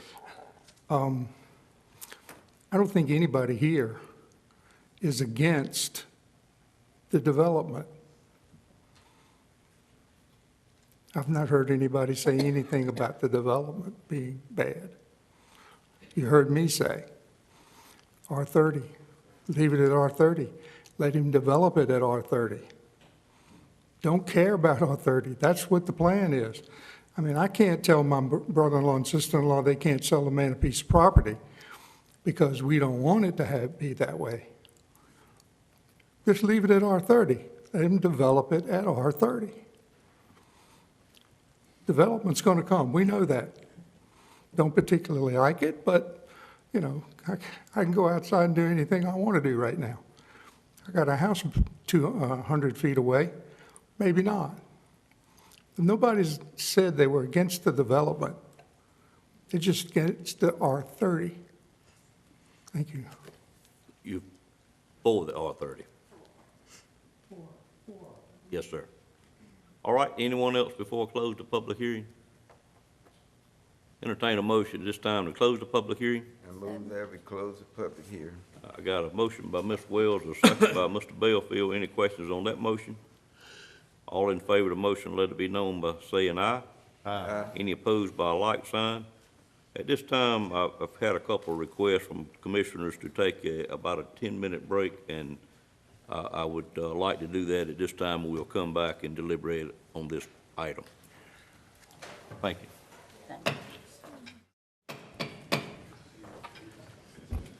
I call us back into session at this time. Several of you have asked about Michelle. Mr. Lamb, would you give us a quick update on her, the lady that had the issue earlier in the meeting, which is one of our employees, or is she back? I'll let the chief deputy, he Okay. dealt with her. Okay. She's fine. EMS and Nashville Fire Department came and checked her out. She's good to go. Okay, great. Great. Glad to hear that.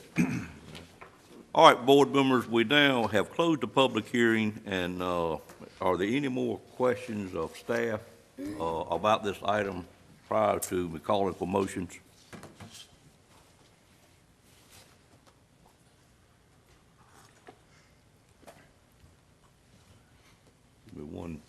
a minute, and I'm gonna get the right place here.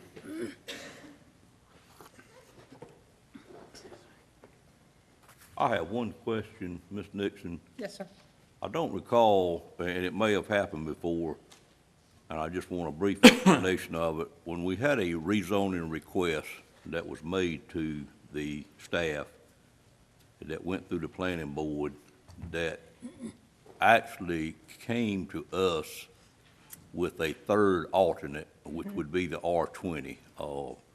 Does that cover our legal requirements as far as the notice on the public hearing, et cetera? Or explain to me how we're okay at this point, because I'm just hadn't seen it before, but I'm sure we are, because I know y'all have researched that, but I'd like to understand it a little bit better. Sure.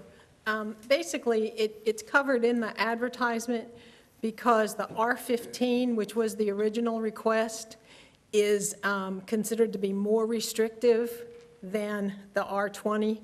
And so in doing that, in advertising the number of things as possibilities that might be allowed in the going to R15, that, excuse me, that R20 is more like almost like a compromise between the two, but in covering the more, I won't say extreme is not really the word, but that there are more differences between R30 and R15 than between R30 and R20. Okay. So it's an alternate approach that is covered by that. It's less restrictive than what was being asked for. Okay. So we always Is that have the option, or the planning board does, to move what I would consider up the ladder on a request, as long as you don't make something less restricted than the advertised item on the rezoning. Right, and some of it will depend on how similar the list of permitted uses are between what's requested and what's recommended. Because if significant things get, are not allowed, let's see, if what you're recommending is significantly different from either one of the others, either the current or the originally requested, then you may have a problem. But in this case, there are similarities among all three. Gotcha. But this is in the middle. All right. I think they cleared that up for me. Any other questions of Ms. Nixon? But it is different, you're right. Okay, all right. At this time then, I'm going to entertain a motion for a consistency statement, and I want to go through them very briefly. We have three options, an A, a B, and a C. A is to approve rezoning to R15 as was originally requested. B is simply to approve R20, which is what we were just discussing, which is a change in what was originally asked, but simply because it is less restrictive than the original request, the planning board and the TRC can make that change in midstream without going through additional public hearings and advertisements. And then consistency statement 3 is to just simply deny the R15 rezoning without any other action taken by this board. Is there any questions on that explanation? Seeing none, I entertain a motion for a consistency statement by a board member. Mr. Chairman, I move for consistency statement C, which would deny the request based on the reasons listed in the board agenda. Okay. I have a motion for statement C. For those reasons that are listed in the agenda, I have a by Commissioner Outlaw. I have a second by Commissioner Belfield. Is there any questions on that motion by a board member? Seeing none, all in favor of that motion, let it be known by saying aye. Aye. Are there any opposed by a like sign? That motion carries. Now we're on, we have to approve a motion to approve or deny the R15 zoning. A is to approve, B is to also deny but consider the 20, and of course C is denial of the rezoning request from R30 to R15. which would be in line with the motion already approved in the consistency statement. I'd entertain a motion at this time for one of those motions. Mr. Chairman, I move that we deny the request based on C. All right, I have a motion based on C that deny the request to rezone the property to R15. Is there a second to that motion? Second. Second by Mr. Bellfield, and that includes what's stated here on the agenda. Any questions on that motion? All in favor of the motion, let it be known by saying aye. Aye. Any opposed by a like sign? That motion as well carries. And thank everyone for being here today, and we appreciate the public input that we've received on this matter. Moving on to item number 10, Ms. Nixon, which is also, well, first of all, does everyone understand what the board did, I guess? Okay. Next, we'll pause just a minute. But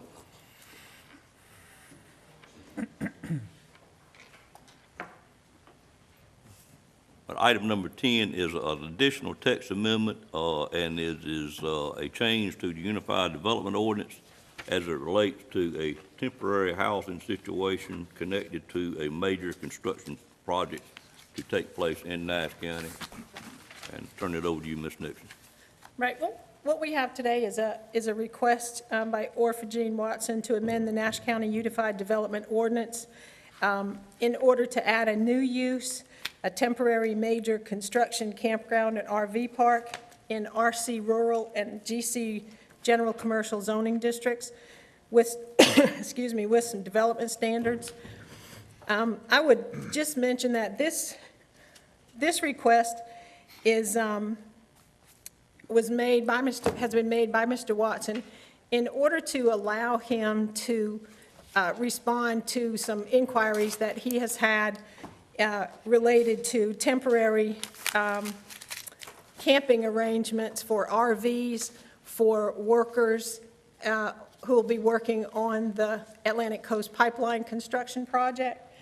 And in looking at it, the staff determined that our current campground regulations are intended to be a long-term investment, to accommodate a long-term investment for an established forever campground, and it didn't really apply well to the temporary nature of what Mr. Watson was looking for. And so we, along with him, tried to develop an option that could accommodate this temporary nature in a major construction situation like we're getting ready to have here in Nash County and in the adjacent counties related to the pipeline.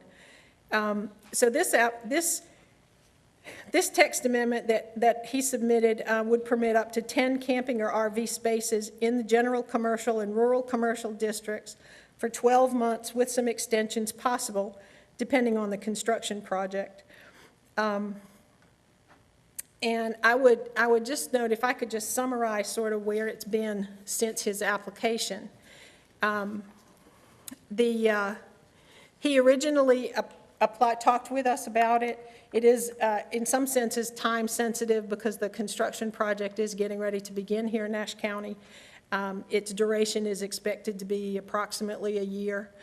And so his interest was in getting a situation that he could enter into pretty quickly. So his original request, or Mr. Watson's request, for a temporary campground situation, it requests that a new use be added to the zoning ordinance table of permitted uses, which we titled a temporary major construction campground and RV park. And his request would that it would be done by development standards in those commercial zoning districts. And so we also developed a series of development standards, which you find in your packet, and those are related to and derived from the longer list of development standards that are currently in the UDO associated with permanent campgrounds and RV parks. And it changes from those requirements in things that reflect its more temporary nature. For instance, things like in the campground, we might require them to pave the streets and driveways that are internal. Would not recommend that, did not include that as a recommendation in something that's only going to last a year or two. So those kinds of things were changed. So you can see the development standards that were in the original request made to us. When that went to the TRC, that request went to the TRC, and then following that to the planning board, there was a concern about how to define a major construction project in Nash County, or a major project in Nash County that would sort of reach this threshold. And it was determined by the TRC that responsibility is better held by this board than at the staff level. Remember that a development standard, or a D, is something that only has staff level approval. We have a list of development standards, and as long as the applicant brings in a site plan and a proposal that meets that set of development standards, that there's not a separate review of that before this board or the Board of Adjustment. So staff had some concerns about how we would determine what was a major construction project and what was not. And since this board has more insight into sometimes things like incentives or the amount of investment that will happen in a construction project or those kinds of things, the TRC and the planning board both determined that it was more appropriate that recognition or that acknowledgement would come from the Board of Commissioners. And as a result... Sounds like that decision was made without comment from the Board of Commissioners. That's what we're doing today. Okay. But it would be difficult. We tried to figure out how, at the staff level, we could write a description of what that was so that we would be able to make that determination. But, excuse me, so that was the route that the TRC went. The TRC did recommend some modifications, particularly that an early determination by the Board of Commissioners and then following through with a conditional use permit also to the board.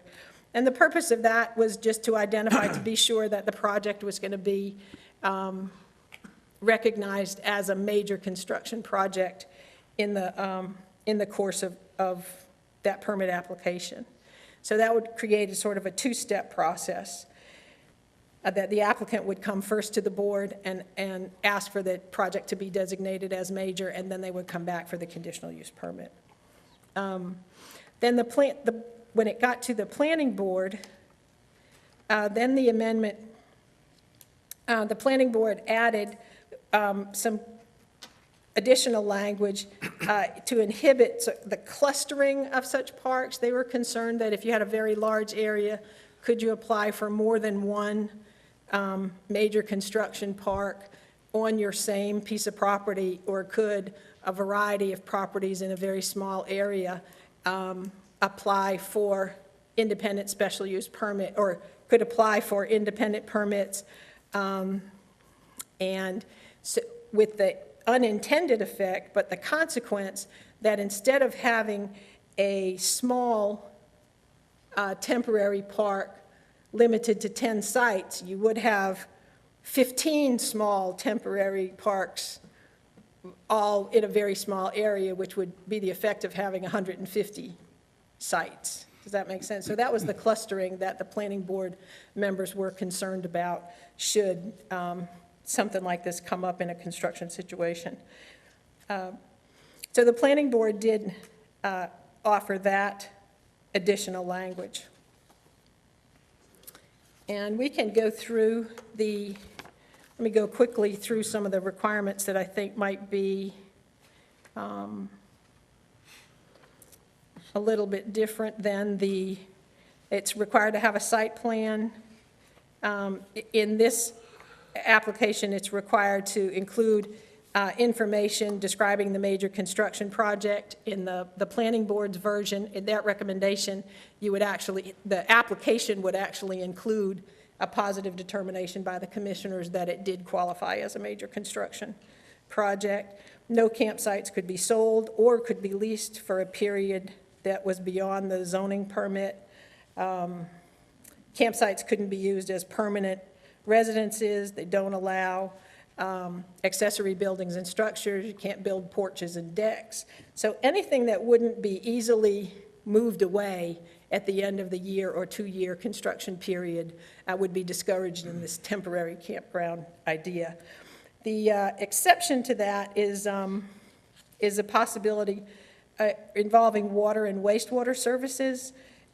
Nash County Health Department may inspect or may approve a series of septic systems if the property accommodated that, or anything else, I think, like a pump and haul type arrangement or those kinds of things may have to be approved at the state level. But in terms of septic systems in particular, there was a concern that nobody would want to put in septic systems and then take them back out in 18 months, that wasn't really very rational an approach. And so we added into some language that would require that if you were going to install septic, then you needed to say at the beginning what you were going to do with those septic systems at the end, whether the property owner was going to reuse them for another purpose, or whether they were planning to take them out or otherwise disable those or whatever. So the standards were an attempt to make we attempted to do the best that we could think of in terms of ensuring that the investment that was made was reasonable for a fairly short period of time, and that it wouldn't be a real problem closing the campground at the end of the short term. There was requirements for being away from the existing property lines, away from existing residences, separations between campers, those kinds of things. And so the planning board did recommend this proposal as it was revised to include those few modifications, those modifications that the TRC made, and also that the planning board themselves recommended in terms of the clustering or the separation between them. So that's what you have before you in your packet. And then I also sent, and I believe you have a copy of this at your spots this morning, and you should have also gotten an email over the weekend. But after the planning board, the staff came up with an alternative option. We just wanted to let you know. Of course, this has not gone to the planning board, was not vetted by the planning board because we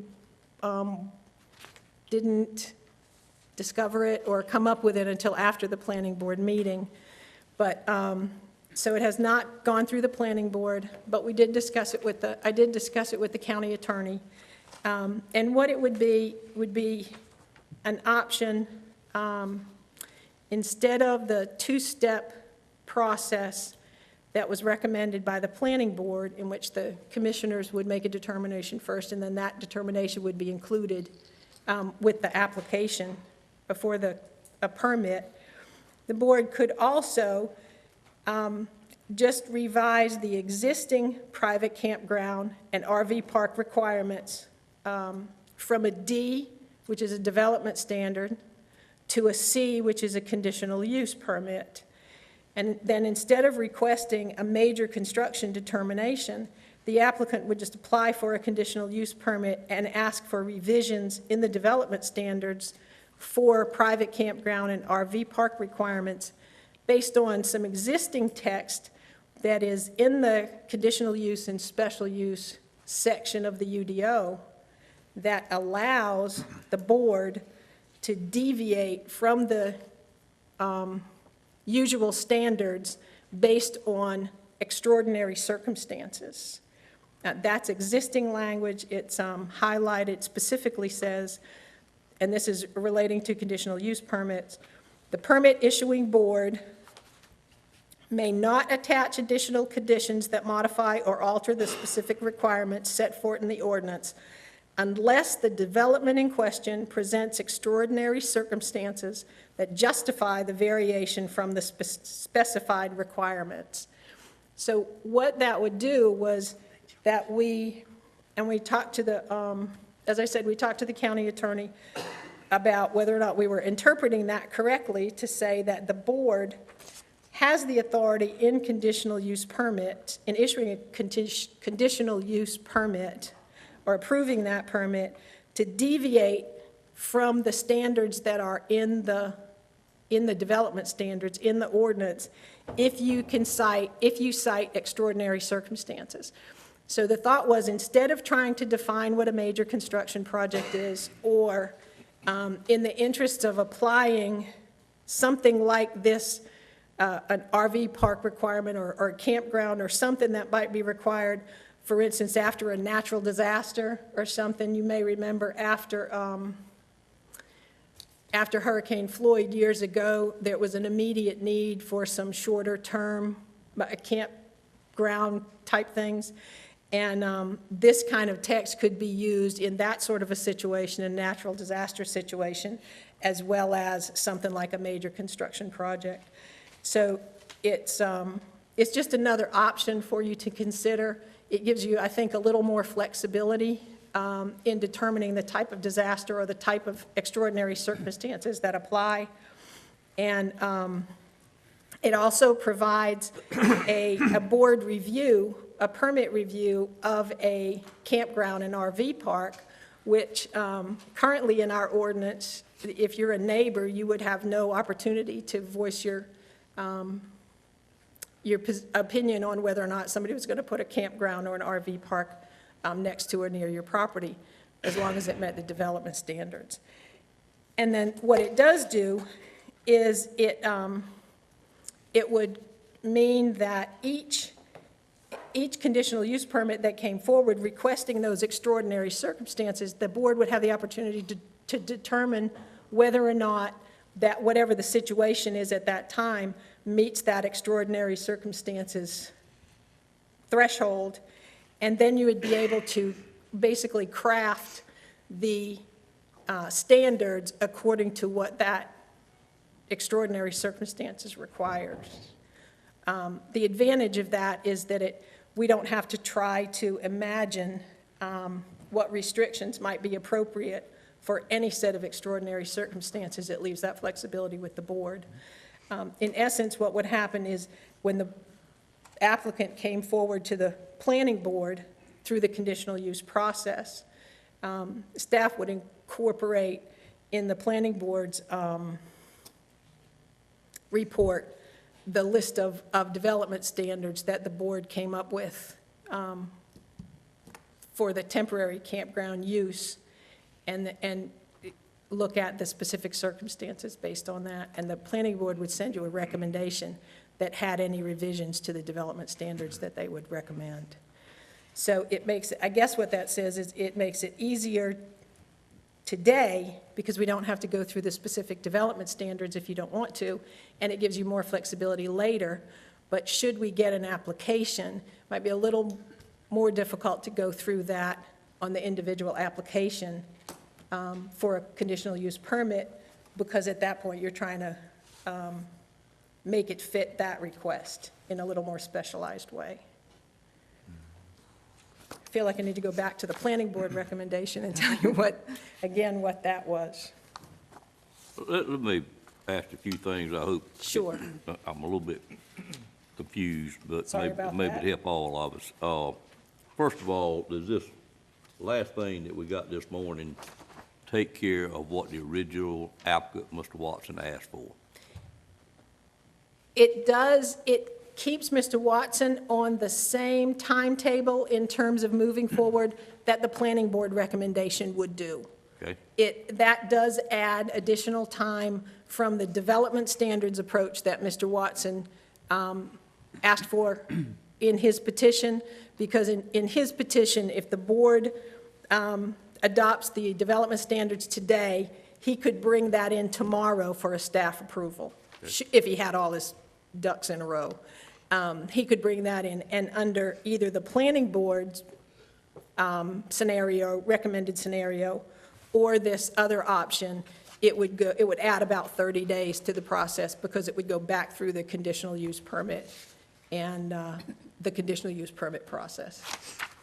Well, since it was started by an individual, regardless of who it was, has that individual signed off or in agreement with the second way of handling it? Well, I think, I would venture to say that, and I will let Mr. Watson, who's here, confirm it, he would prefer to be able to move forward faster rather than later. Okay. If the board determines that that action is in the best interest of the county, remember that it is a text amendment, so it would affect any future. And if I understood it right, doing it like you originally brought it to us and what really the planning board has seen in its entirety, Correct. we would then set that standard today, and we wouldn't be dealing with it on a one-on-one basis each time moving forward. Whereas the other way, each time you have a special use permit, we're gonna be looking at a set of circumstances and have to remake that decision each time. Yes, it would not, you would have the set of campground standards Sure, or understand. anyone's, and you would be going through those in the recommendation that would come forward from the planning board, basically, would be going through those and say, this one doesn't apply, this one shouldn't apply, we should modify this one in this way. It just seems like to me, and this would be a board decision, that the way you had it may be a little cleaner moving forward, and I just don't see it being a very difficult thing for us to establish that set of standards. That's fine. Are you, well, that's a board decision, not my decision, but I'm trying to make sure I understand it, and talking it out, I think maybe we'll all get a better understanding of it. But do you have with you, and it's probably in here, a list of potential standards? Because I don't see it being that many things, and of course, being in that industry, think I can identify or get close to identifying those pretty quickly. And of course, we have Mr. Tolson here this morning. If we need to ask a question about large industrial projects, we could. But I'm really inclined to go that way, particularly sensitive, as the board always is, in changing an applicant's request in midstream that would add length to what they were originally requested. Now, the other thing, I'm surprised somewhat at the 10 maximum. Is that come from the applicant? Yes, Okay. that came directly from the applicant. I believe he's been approached about 6 or 7, Okay. and so 10 was the number that he put on that. Okay, well, Daddy always taught me when you get what you want, quit talking, so I won't ask anything else about that one. Okay, any questions from board members now? Mr. Belfield? Why is it necessary that we approve this? It's temporarily, and not only that, where is it gonna be located?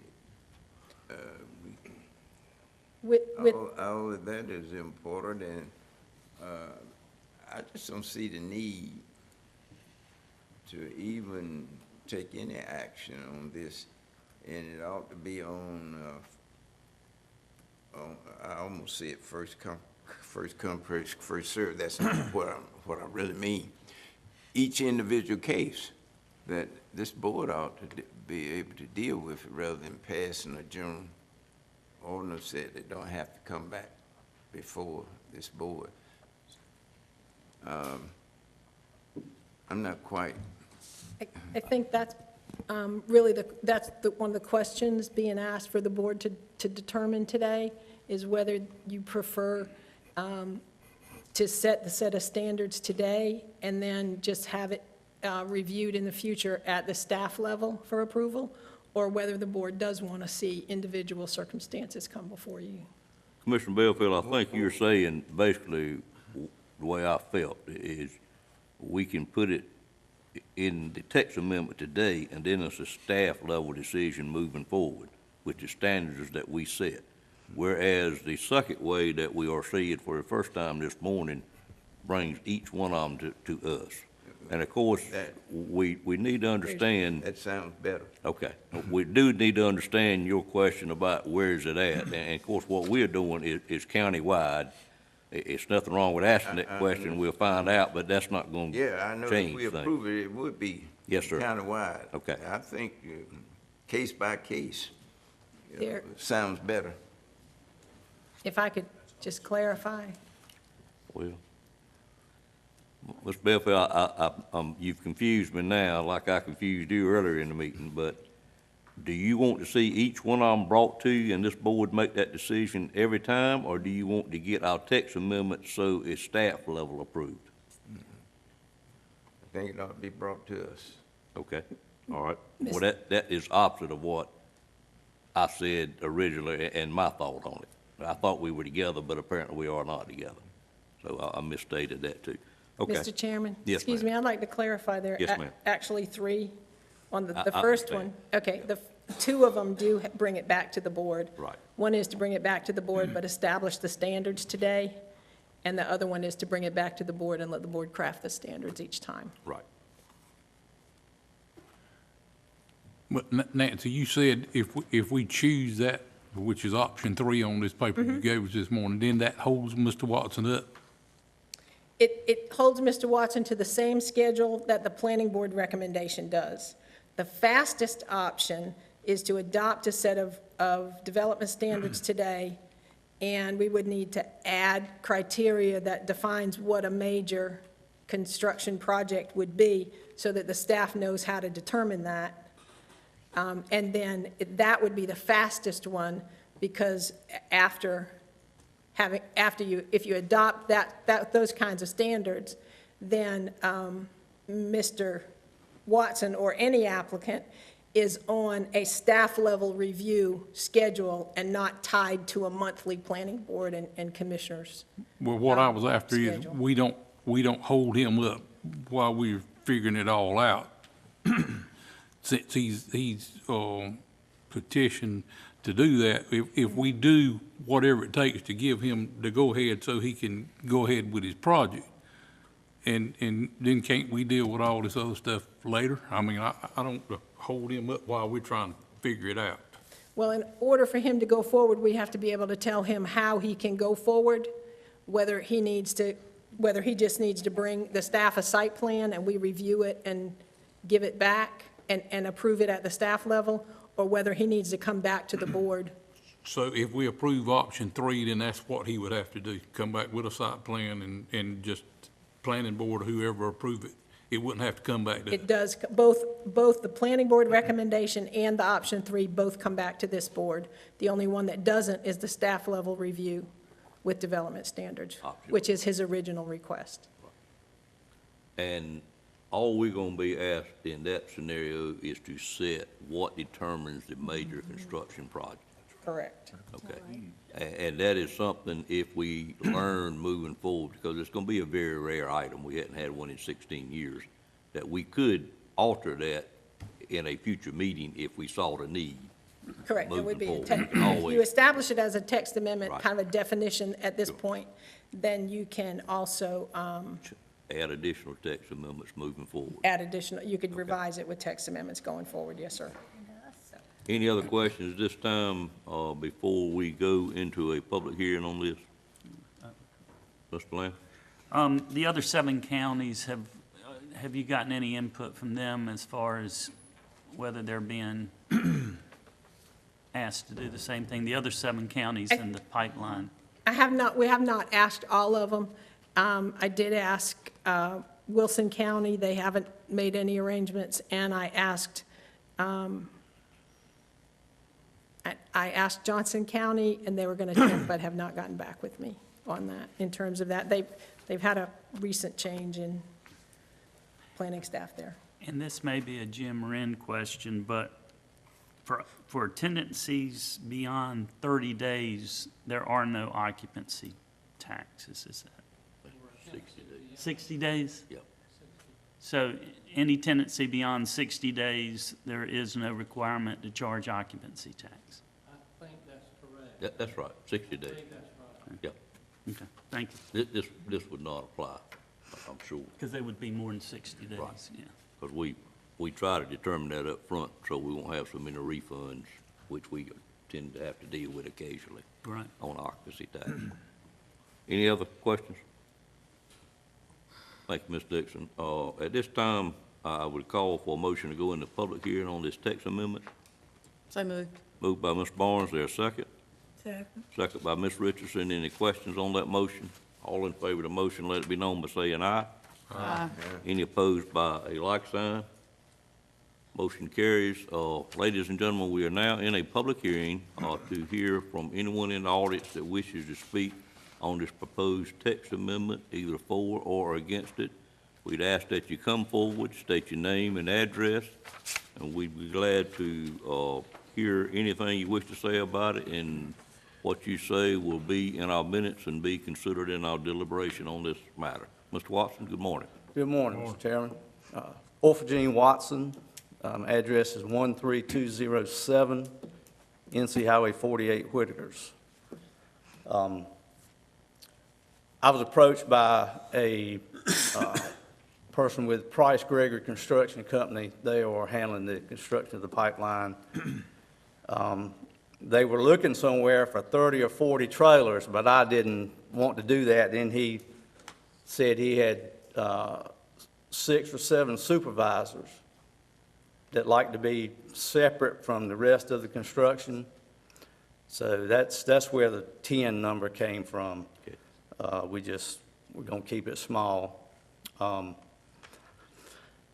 I know Halifax County, outside of Enfield at the old Georgia Pacific, I think they've got 120 RVs over there.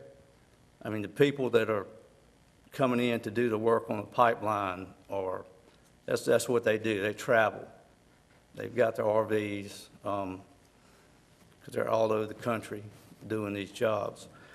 To be brutally honest, the pipeline's coming across 2 miles of my farmland, and I don't think they pay me enough for what they're taking, and this is just another way for me to try to get something else out of them. So, that's about as honest as you can be, Mr. Watson. Well, that's the truth, you know. And like I said, they came to me. It's going to be on the old the Hickory Meadows Golf Course property. You know, we're not operating that anymore. So I had a spot he was looking for or was suitable. So that's where I'm at. And they should have come in here 2 years ago to see what the county ordinance was and try to, have already had this in place. So, like I said, we're playing catch up, really. Well, Have any questions, I'd be glad to try to answer them. For them to have come earlier, they probably consider that to be presumptuous until they got majority of their permits to move forward. Is probably the reason for that. But any questions of Mr. Watson, board members? We thank you, sir. All right, thank you. Anyone else wish to speak for or against this text amendment at this time? Seeing none, I'd entertain a motion to close the public hearing. So moved. Moved by Commissioner Outlaw, second by Commissioner Wells. Any questions on that motion? All in favor of the motion, let it be known by saying aye. Aye. Any opposed by a like sign? Motion carries. Ms. Nixon, did you wish to point out anything else? Any questions of Ms. Nixon before I call for additional motions? This is also requires 2 motions. We need to adopt a consistency statement first, whichever one the board pleases to adopt, and then we'll move to the second motion. So at this time, do you want me to explain the consistency statements to you, or are we good? Explain them? Afraid you were going to say that. Give me just 1 second here. That's all right. I want us to make sure we understand what we're doing.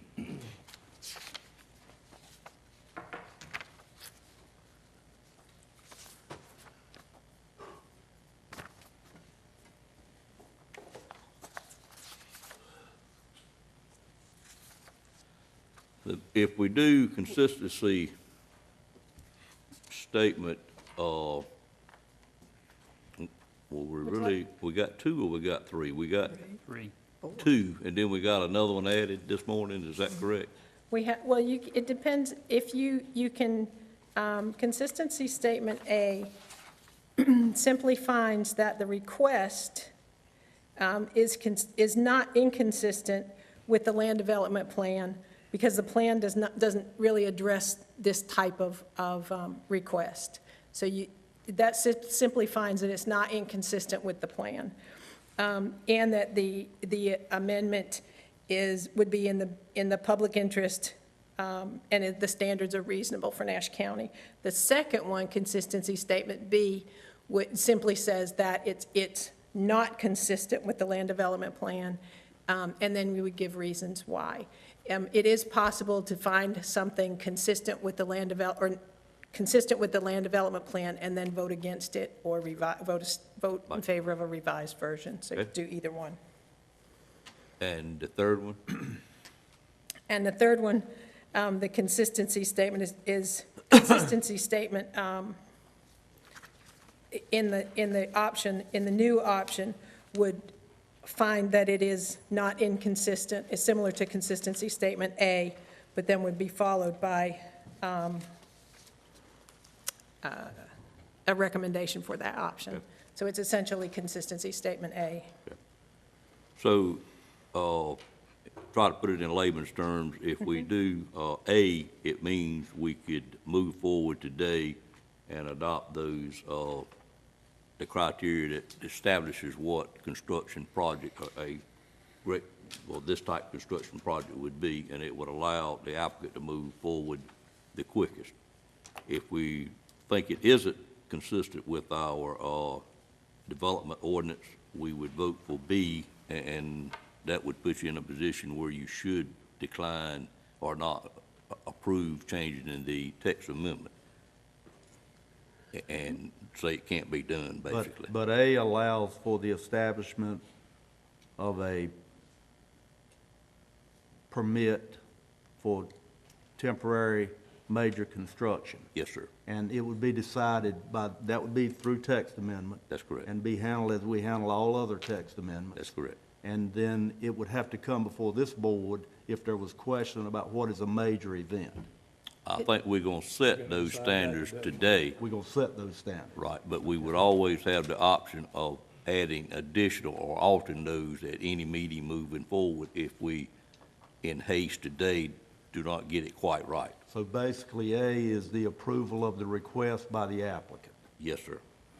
Yep, and then C, And C is simply another every way of item going about it. would come before us Each one would come before for you. conditional use. Right, not to set the criteria of what a major construction project is, but things that are involved in the approval process itself.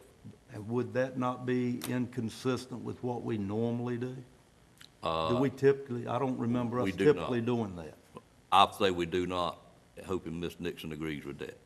Normally, we don't have anything that comes before us like this third option where we have to approve each text amendment separately with. Well, it's not exactly each text amendment. What you would be approving in that option, would you just be changing the private campground RV park from a development standards review to a conditional use standards review. Yep. And so you would review those private campgrounds and RV parks exactly like every other conditional use permit that you get. If someone were to come forward with one that had extraordinary circumstances and they wanted to eliminate some of those permanent things, like having to pave roads and put up convenience centers and those kinds of things, convenience stations and those kinds of things in a campground, then that application would claim extraordinary circumstances. But if you approved the applicant's request, which would be A, and you had that situation, then that conditional use process could still be utilized to come before this board? It Yeah, couldn't?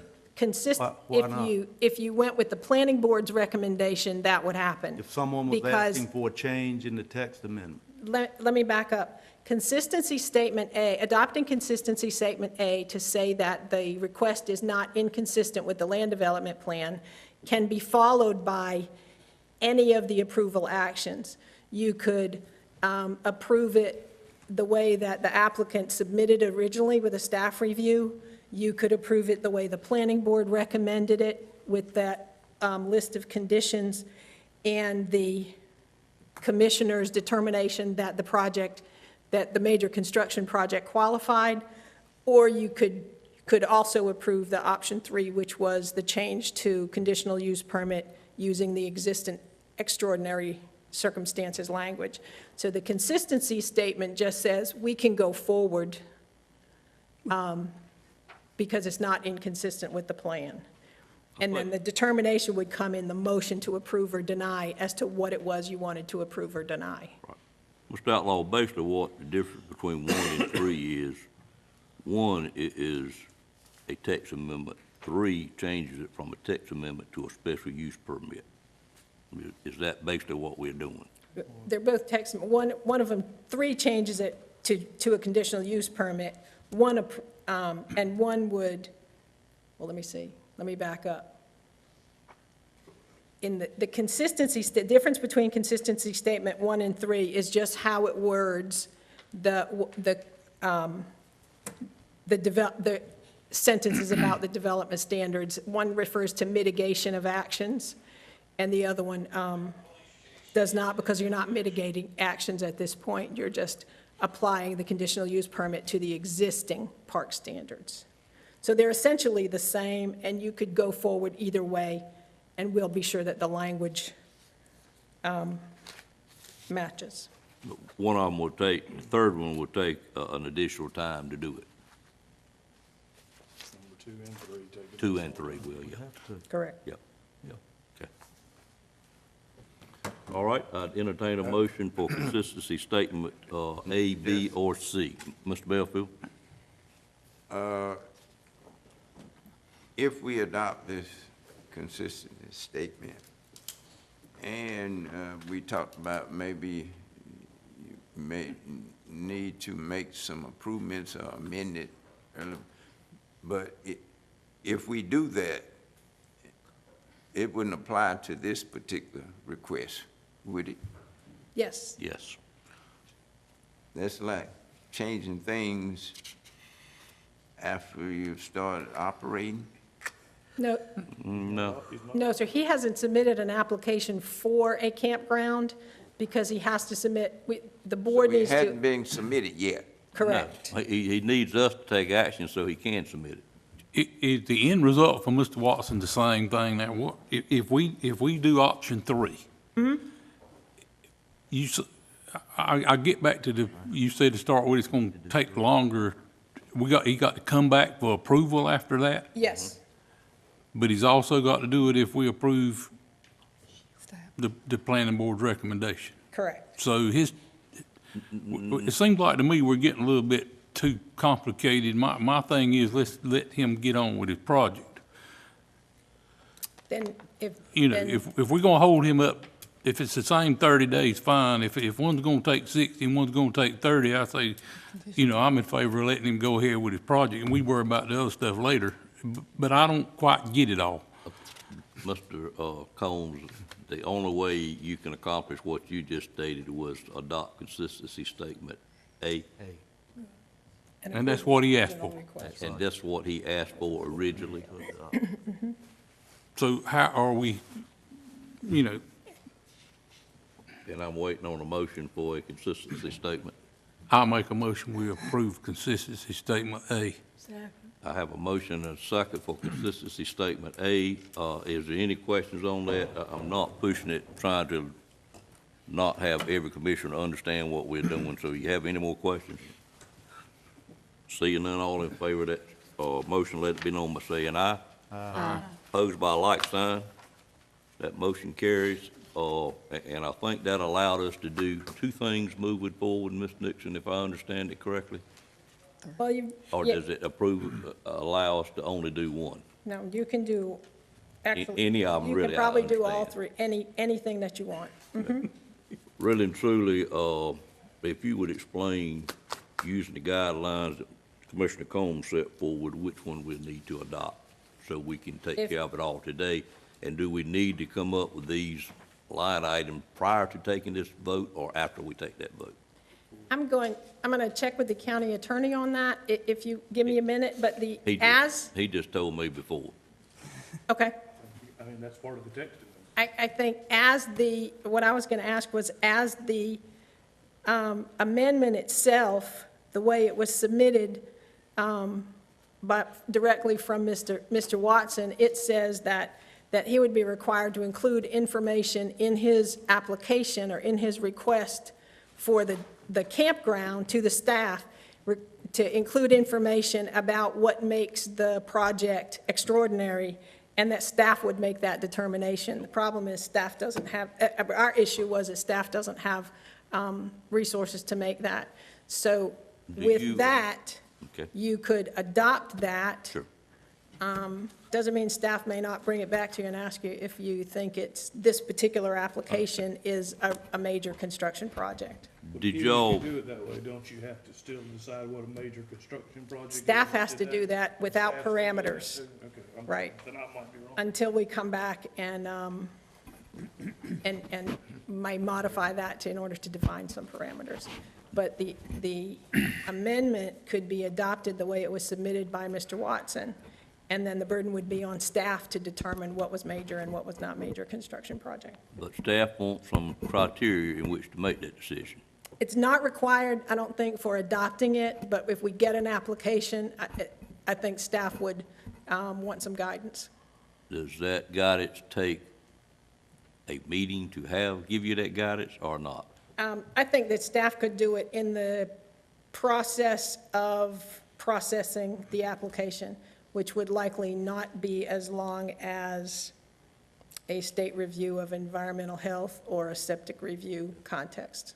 Did you or Mr. Tyson come this morning with a list of what you think that should include that you can tell us so we can move forward?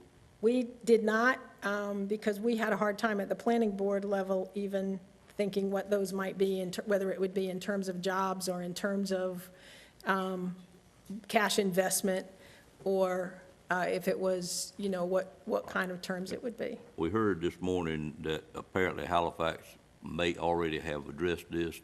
Did we check to see if they had I know handled that, it in this way?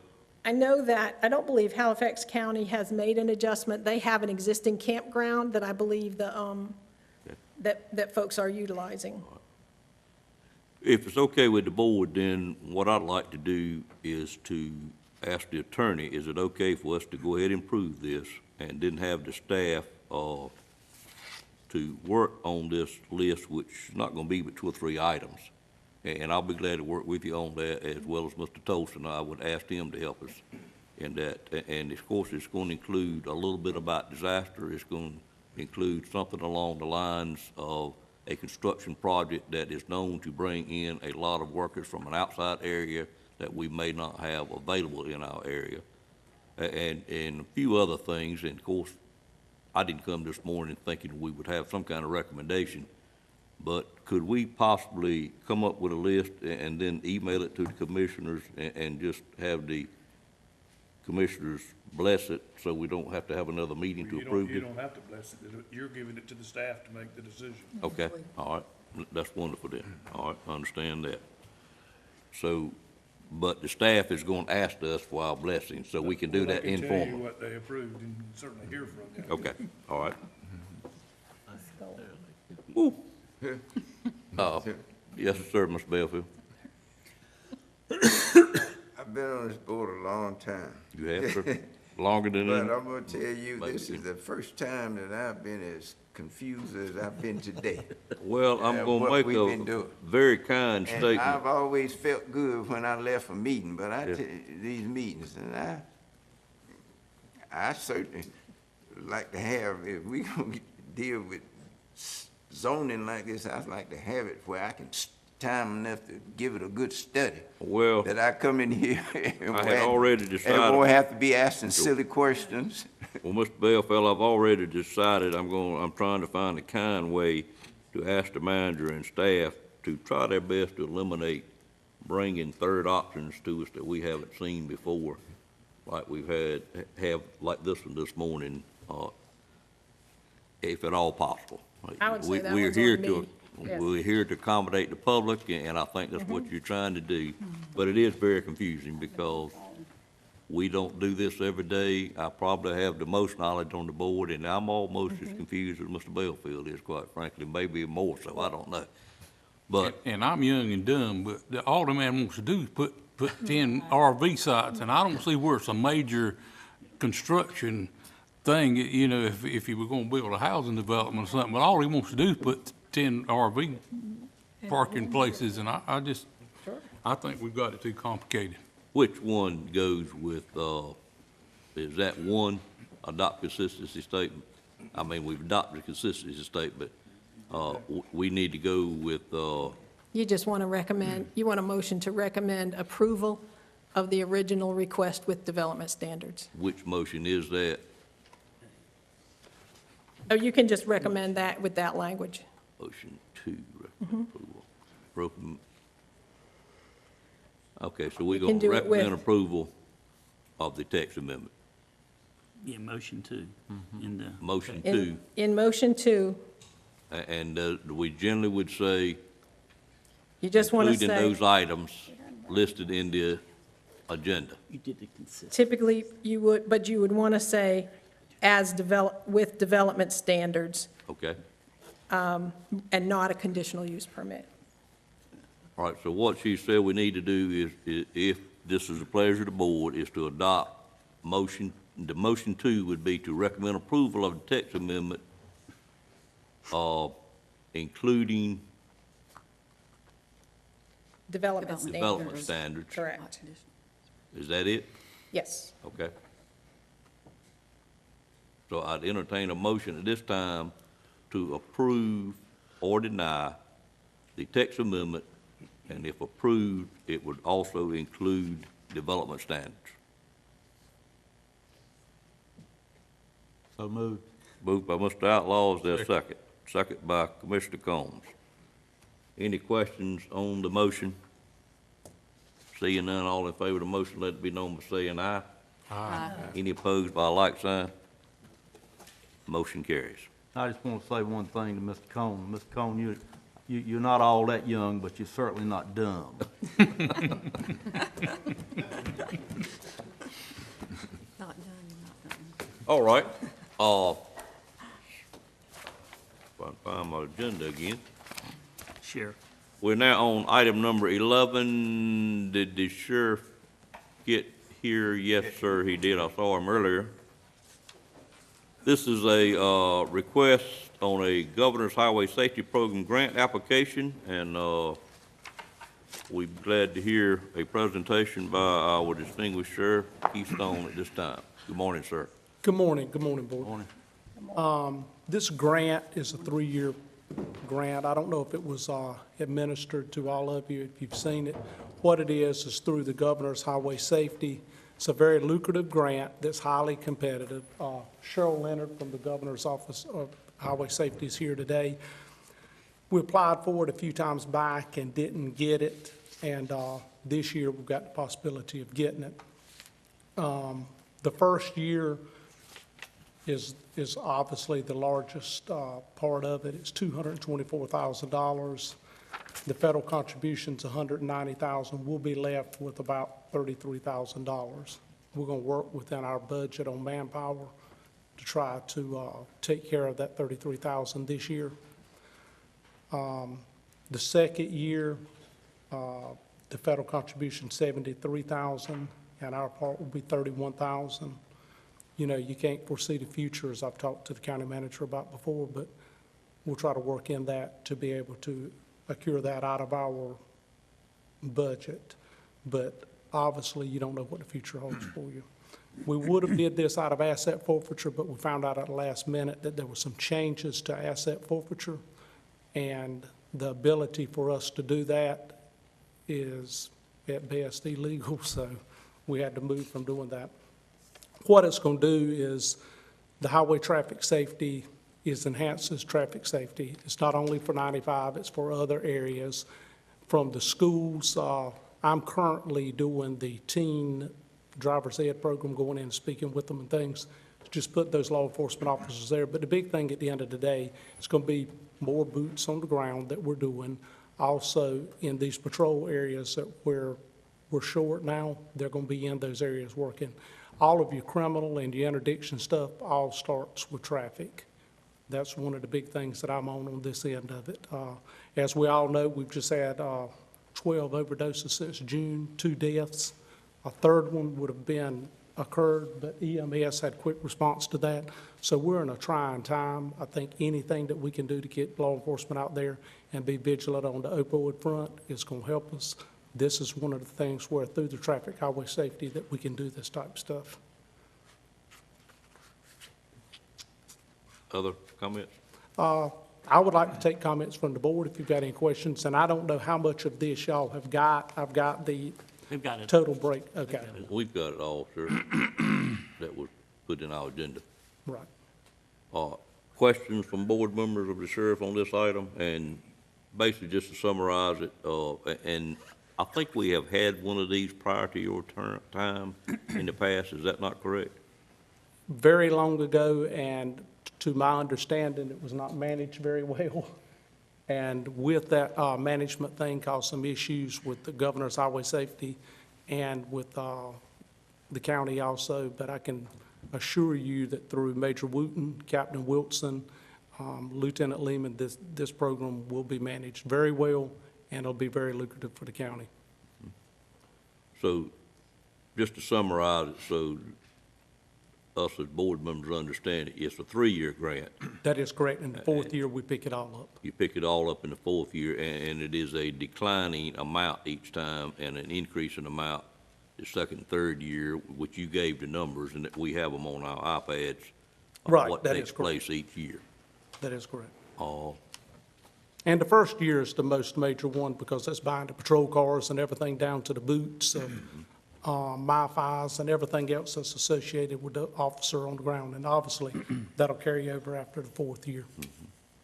so do these officers will be new employees? There will be new employees Are you allowed to? transferred to the unit. Yes, sir. Oh, exactly, yes. We've already got people identified for that. In this position, you wouldn't want to put somebody new out there. You want to put a seasoned officer in this because the duties are so enormous. That was my thought. I just want to make sure. That is correct. Other board members have comments or questions of the sheriff at this time. It is what we term as a future obligation, and a recurring expense in our budget. And I'm gonna let the commissioners ask questions first. Mr. Lamb, then I'll turn it over to you. Anyone have questions? Yeah, I was just Mr. reading statistics here. Nash County ranked 13th in fatalities, with an average of 24 people killed each year. 28% were not wearing seat restraints. That's one of the Yeah, biggest so things we- that I'm pushing in these schools right now. Put that seatbelt on. And alcohol involved in 25%. Interesting statistics that there's some work need to be done. It is, Commissioner. And another thing that we've not even put in here that the governor's office and others have not really got the numbers on yet is the opioid drivers. The number of people that are actually shooting up heroin right now, driving up and down the road, which is a whole lot more deadly than probably any of the other stuff, because seatbelts don't cause you to go over the center line and hit another car, but these opioids do. And that stuff is progressing every day. You know, we're getting it out of these houses, you're having these overdoses, but these people are driving up and down the road. And some of those crashes that I have read about, one car, either they went to sleep or they were on, paying more attention to their telephone, cell phone, or smartphone, or whatever, reading text amendments, or even sending some. So that's an issue. It is, education is a Issue big that part, traffic enforcement is a Need to big try part. to educate people that as many cars or vehicles that are on the highway today, you need to stay alert 100%. I've always said with my years with Highway Patrol, every time you meet a car, your life and the person you're meeting's life is in the fingertips of who's driving. You only miss it by about 3 foot every time. Sure, so, Mr. Chairman, so these officers will be dedicated to those objectives that were listed? They will be dedicated primarily to that, but as with all of our office, one of our primary goals right now is the interdiction, stopping of these drugs and stuff. So that'll be coupled into it too, you know, going beyond this license plate. When you're making that traffic stop, seeing what's going on in this vehicle and finding out and stopping this influx of drugs that's coming in here. Drugs is killing more people in this county right now than traffic accidents are. Well, it's to making our highways safe. That's exactly what it's all Well, about. that's what we're gonna do. Sheriff, would we get some kind of report at some frequency to measure the effectiveness of the program? Definitely, I'll provide that. Prior to the grant, you know, being completed? Sure, I'll do it just like we do our DARE report. We'll put down on the bottom of it what their accomplishments are. And you said asset forfeiture money is No, and not I appropriate. sure had plans to try to use that, and I know we had spoke about it earlier, and me and him had discussed asset forfeiture and doing things in the future to make a less burden on the county, which I'm big for. And this was one of the things I wanted to do with it, but obviously it stops us. But it does not stop us from enhancing our fleet or buying our fleet of patrol cars next year, which will take a substantial amount of burden off of the county and tax burden off of us. Other questions, comments from board Well, members? just as a comment to what you said, I've reviewed some of the numbers from the asset forfeiture, and it's consistently increased every year, just the portion and revenue that the county I gets think it's, back. and not by just a small amount, but I'm talking about by hundreds of thousands of dollars. It's been very lucrative, and we're saving lives out here every day. We just want to do better. Yeah, it's gone from 15 in 2014 up to $229,000 in revenue this year. And we had already one stop this year with a tractor trailer that had $468,000 in it. That's just one, and it's every day. Our drug interdiction force stopped the vehicle this morning and arrested a guy that was wanted for attempted murder out of Texas of a law enforcement officer. These guys are doing this stuff every day. These people are coming in and out of our community every day. Other questions, comments? Mr. Lamb? Just a couple. Just for the benefit of the board, year 2, 3, and 4, the county share will be embedded in the budget. It will be additional funds that we will add to next year's budget request. This year's 15% to 33. As y'all know, I don't like doing budget amendments, so I've talked to, I think, Mr. Wooten, one of the Wootens.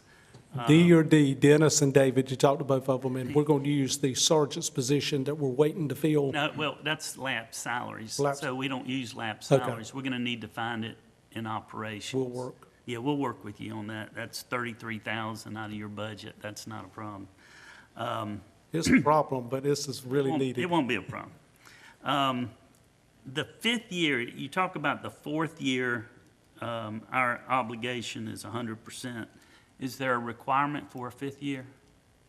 There is for the 4th year. 5th year will just be absorbed into patrol. But- And I but was if we- looking, I know we have to fund it the 4th year under the well, agreement. I mean, obviously, If we wanted to eliminate, say we had a bad recession, could we eliminate it in oh, the sure 5th you year? could, but I just looked at Edgecombe County's numbers. They have half the population we do, and we have more land mass of patrolling. I'm asking a theoretical. I just want to explain it to you so you know. They have 143 employees with Edgecombe County Sheriff's Office. We have twice the population, and we only have 149. I think we're very fiduciary with our manpower, and I think we use it wisely, and I would hope that you would not cut our public safety. I'm not suggesting, I probably won't be here in 5 years. My question is, Well, I sure hope you're here. I love working with you.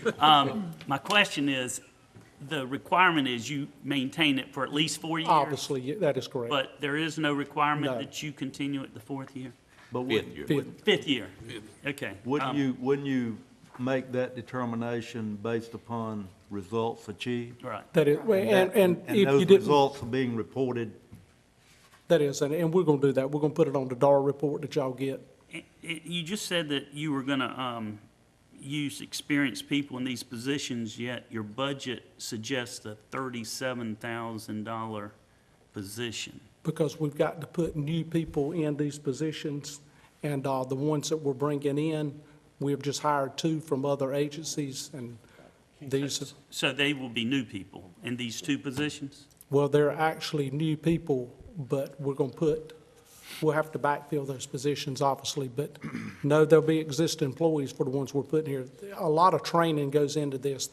They've got to be trained in the speed measuring, they've got the intoxilizer, they've got a lot of stuff to have to be trained for.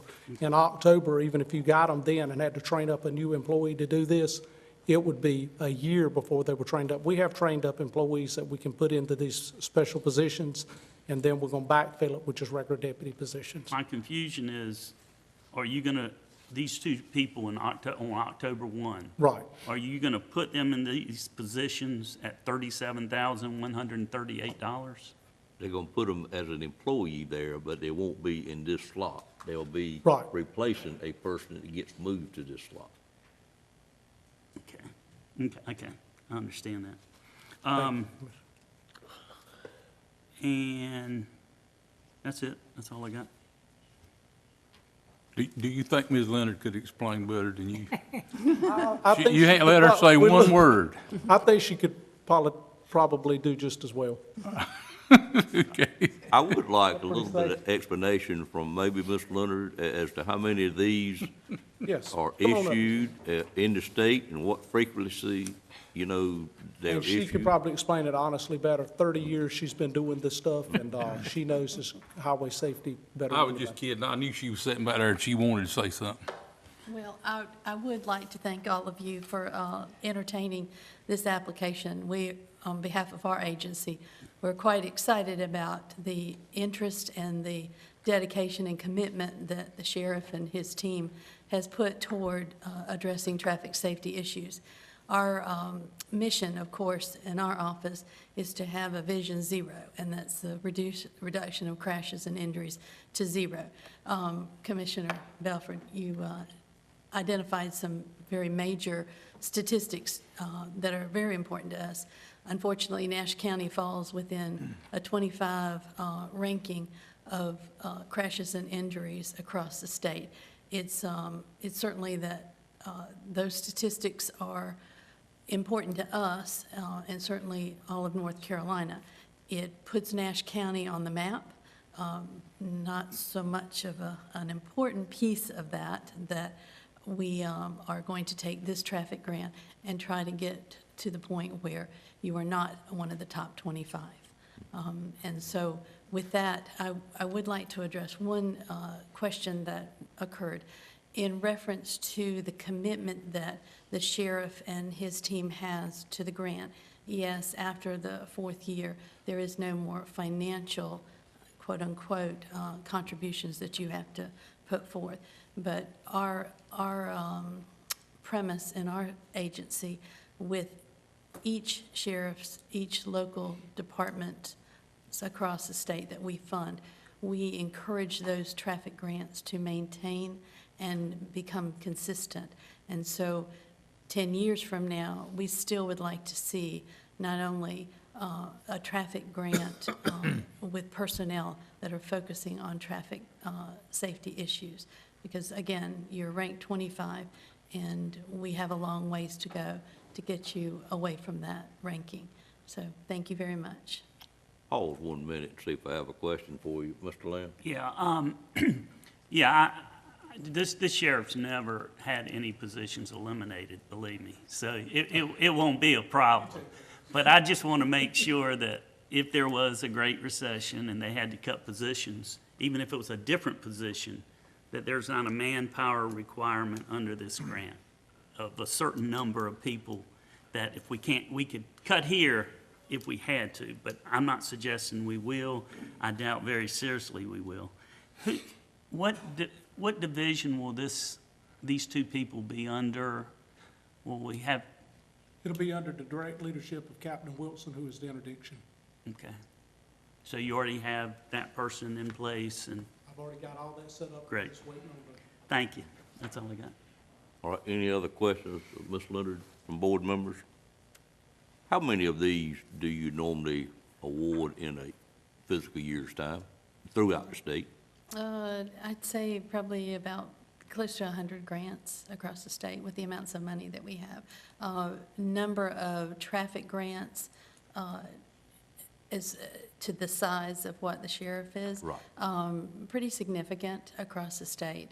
We have 100 counties, and probably a quarter of those counties are focused on with the sheriff's office. So would with be traffic maybe enforcement. 25 that would possibly get this type of grant? Probably maybe a little bit more than that. I hesitate to give you a Sure, I number because understand. I'd have to go back and look at my notes. But I would say it's a fairly significant number. We do receive a significant amount of federal dollars that come through North Carolina to get traffic safety money. And once you have one in 6 or 7 years down the road, do you stay eligible to reapply each year? Yes, sir, absolutely. In fact, again, looking at the statistics and looking at the data and the work that continues to be done in the 4 years, you can certainly reapply for those fundings. At times, we reapply for additional manpower because we might see that we're making a dent, and so having additional manpower, it may be significant in that regard. So, yes, you can absolutely reapply. Could you potentially reapply for another one during the 3 or 4 year period? Well, there really isn't a need for that to reapply because you're already pretty much set. Now, every year, you apply just to get that additional funding Okay. reduction every year. But you- if you were, say, for example, the sheriff comes up with another project that's a little bit different than the traffic safety initiative, but it's still focused on traffic safety, maybe with his teen drivers, he could certainly apply for funding that, again, focuses on traffic safety, but comes from a different pot of money in our office. I wish you hadn't said that in front of the sheriff, ma'am. We've already been talking on Friday afternoon about Yes. Vision Zero, which Yes. is another one. So- It's another project, and I will say, the sheriff and I go way, way back.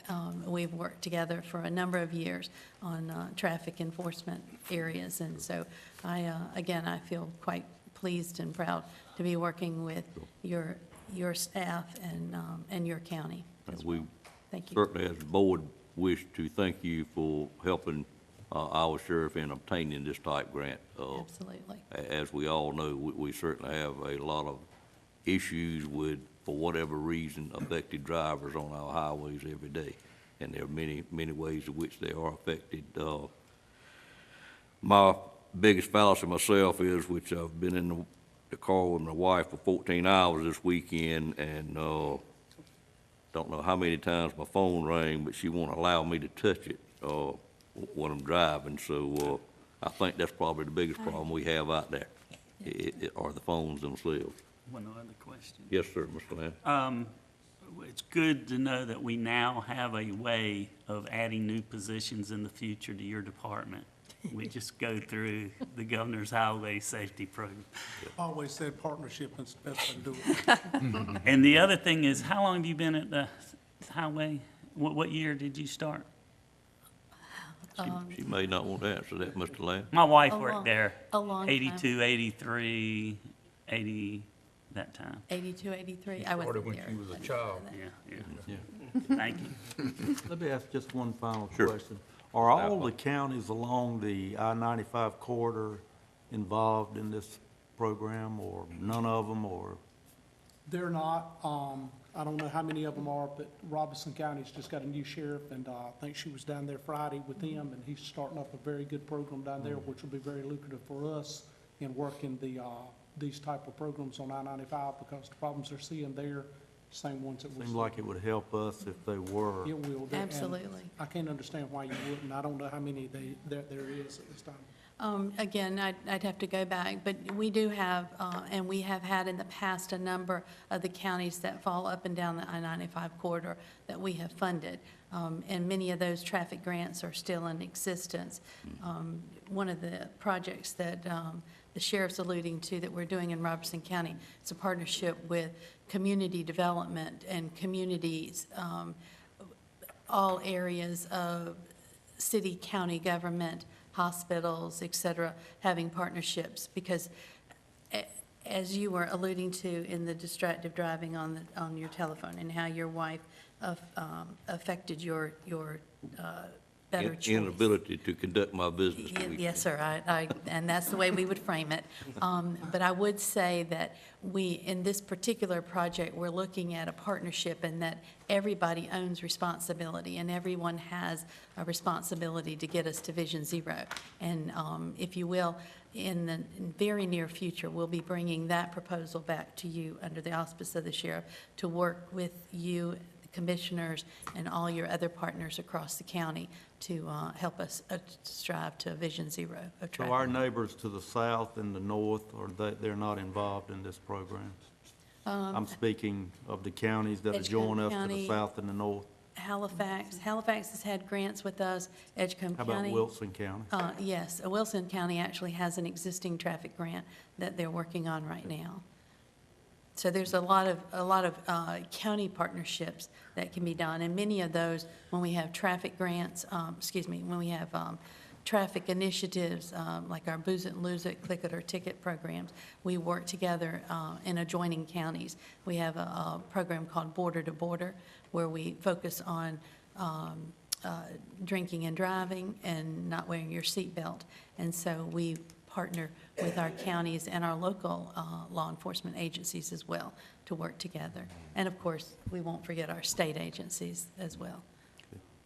Mr. Lane? When does this yearly, is this a rolling application, or when do you have your request for proposals? We receive federal dollars on a federal year basis. October 1 is when Right. they will be getting their federal funding, and we run to September. Within the next month, we'll be having grant workshops set up so that those that are interested in applying for our grant funds will have the criteria and the guidelines available. And so we'll be accepting proposals by January, February, in that framework. And then we'll be reviewing those within the February till June, July premise. So And, when would it be effective? October. What we have to do is, once we get all those applications together and we review and provide an acceptance, if you will, then all that goes to our federal NHTSA, Traffic Safety Administration, and they review our highway safety plan, which has all those grants in it. And I can provide you with that plan if you'd like, so that you can see what's happening across the state within the next few months. Any other comments? Mr. Belfield? A lot, in my opinion, we get the public understanding highway safety better than they are. Do you have grants for public relations, like putting it in the news media, especially TV, radio? In all of our projects that we do, particularly like our campaigns that we have, and we typically have those on a monthly basis. We have our DOT communications section assist us in helping do that information education, if you will, through social media campaigns, as well as working with the local news media, local newspapers. Yeah. Well, we need to have that, because these companies sell these smartphones, and everybody got them, including kids. I've seen some 6 and 7 years old got them. So everybody going to that, and they're so busy on them, they can't do other things that they ought, but their attention is on that when it should be on something else. And if we don't do something to discourage that, we're gonna have a lot more fatalities out there. Yes, sir. On the highway. Thank you. All right. Thank you a lot for being in Nash County today. If it appears like that our manager and our sheriff has a love-hate relationship, I assure you that's not true. Only on the days that end in a Y. Thank you for being here. Thank you. Appreciate it. Was there something else, Sheriff? One last thing, no, honestly, thank the board for what you do every day. I know my county manager gives me a hard way to go, but at the end of the day, we do great things for Nash County, and I want to thank y'all. Thank you. You realize he says the same thing, do you not? Yes, I Look, did. we talk more than you ever I imagined. understand. That's fine. Okay, if there's no more questions, sir, did you need to say anything? Oh, He's got the thing to have it signed. oh, okay. okay. Give it- Can't, give it to can't do that Janice, quite yet. And she can do it. Pleasure of the board.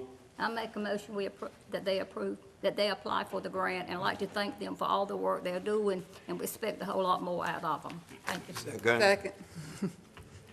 I have a motion by Ms. Wells. I have a second at the same time by Mr. Belfield and Ms. Barnes. Is there any questions on that motion? Ms. Barnes, Fred's talk on there. All in favor of the motion, let it be known by saying aye. Aye. Any opposed by a like sign? Motion carries, Sheriff. Thank you, sir. Next item on the agenda, and what you need signed, if you'll give it to the clerk.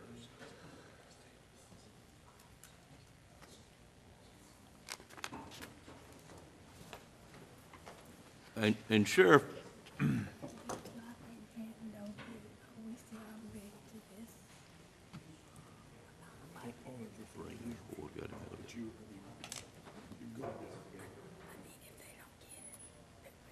David, I've got something in my briefcase that was left in my box to sign by Todd, and I don't know how to sign it, so after the meeting, if you could just let me call you, because I've had it quite a while, and I need to get it signed back to you, something to do with your radios.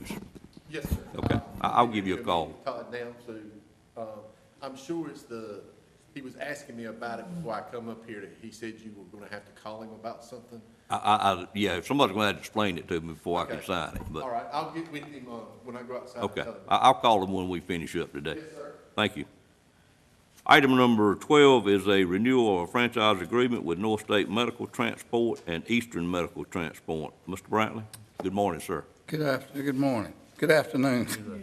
Yes, this is the first renewal as required for our two franchisees, North State and Eastern Medical, and I'll be back next month for the second approval. And they serve us as we are busy and can't handle the call, and we'll give them the call. Try not to do it very often, but in certain cases, we just have to. So I'll be back, like I said, next month for the second renewal and then the chairman's signature. Okay. Any questions on this item? Just one, and I may not better ask it, but I'm going to ask it. Our local Stony Creek, who also does some, does that, when do they get called versus these two people from outside the county, or is it depend on who's closest to what's going on? These are non-emergency, so if we These are have. non-emergency? Yes, okay. sir. So if we've got a call going to Chapel Hill, and we just don't have a truck that can handle that, we'll call them. Okay. If it's going back to a nursing home in Enfield, we'll call them. Stony Creek, Bailey, Momire, Coopers will page out for emergencies to back us up. Gotcha, okay, that answers my question. Mr. Lamb? How many times a year do you utilize Eastern or? It's a little bit confusing because they have a right to come into the county, pick up any patient and carry out of the county. What they can't do without a franchise is come in the county and do an in-county transport.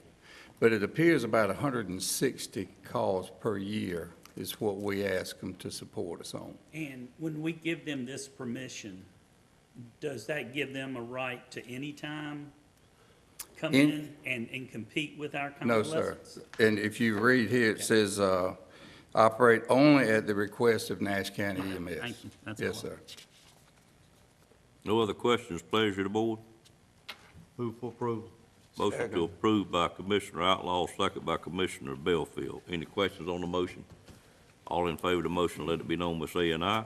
Aye. Any opposed by a like sign? Motion carries. Mr. Chairman, I think somebody did ask Cheryl how long she worked with the Governor's Highway Safety. I know she wasn't working with them in 1982 because she was working with the Office of OEMS. But I didn't want to give her age away, but I'll say she was about 7 years old by that time. I do remember working with Cheryl quite a bit back in those days, and she did a great job for the state and down from Mr. Cohn's area for a long time. Yep. Thank y'all. Thank you, sir. Next item, item 13 is a retail and small business incentive grant program adoption and resolution. Call on Susan Phelps at this time for the presentation. Good morning, Good ma'am. morning, afternoon.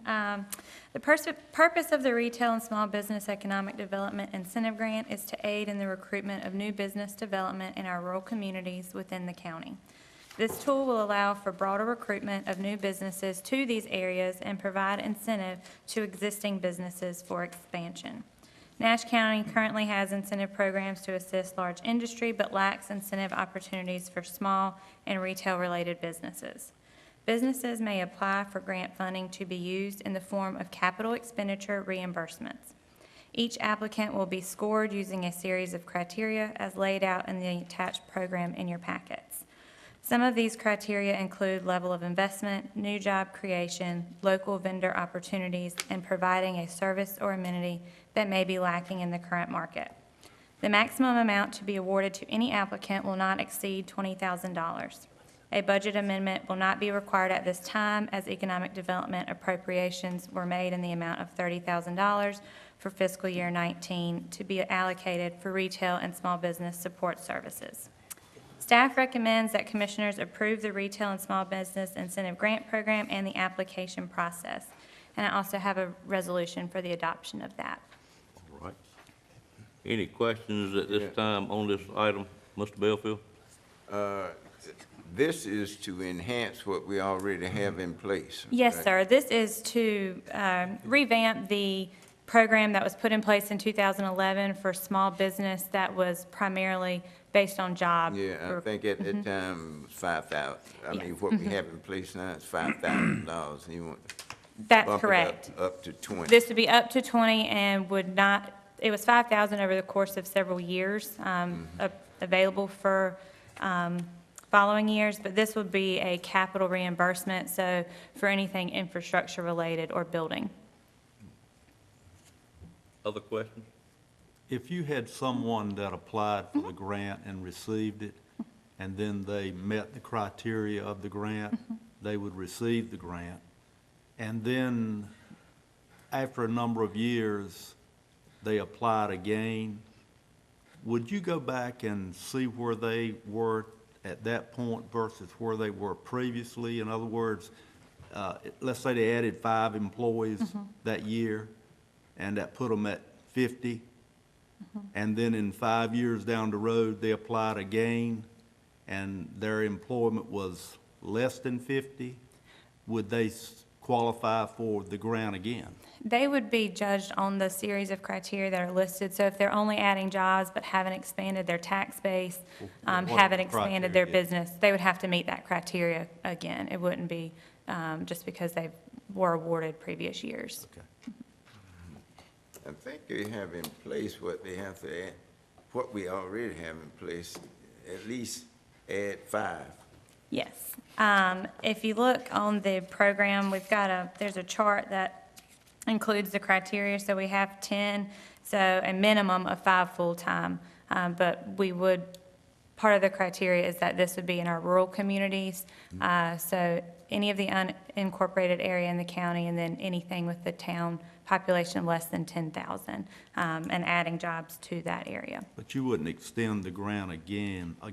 Just because they're adding If the jobs. criteria had dropped below where they were previously. No, we would not, and they would have to go through the application process again completely. Other questions? Thank you, Susan. Pleasure of the board.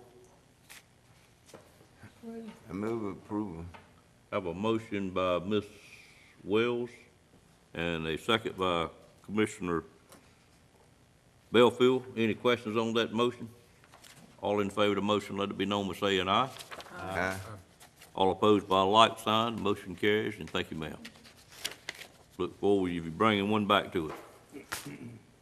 Next item on the agenda is item number 14, which is Essential Single Family Rehabilitation Loan Pool. Is that you, Patsy? Yes, sir. The Nash County 2017. You have a different hairstyle this morning. Oh, okay. Welcome.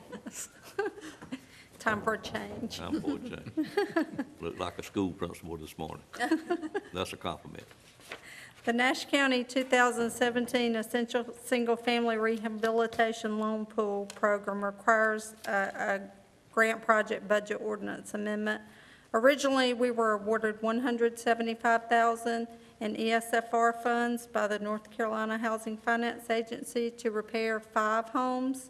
2 have been completed, so the Housing Finance Agency allows us to now seek pool funding to repair additional homes up to the $500,000 funding limit. We, Nash County and the Wooten Company, recently submitted 9 homes to the Housing Finance Agency for consideration for ESFR funding, so we're required to increase the budget to $490,000, which is $35,000 times 14 homes, so we can award contracts for repairing those homes.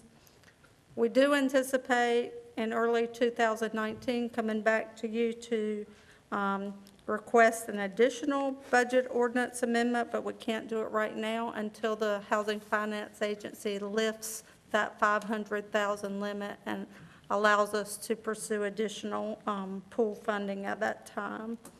The requirements of the ESFR program are listed in your agenda. For a family of 4, the median household income mark would be $42,400.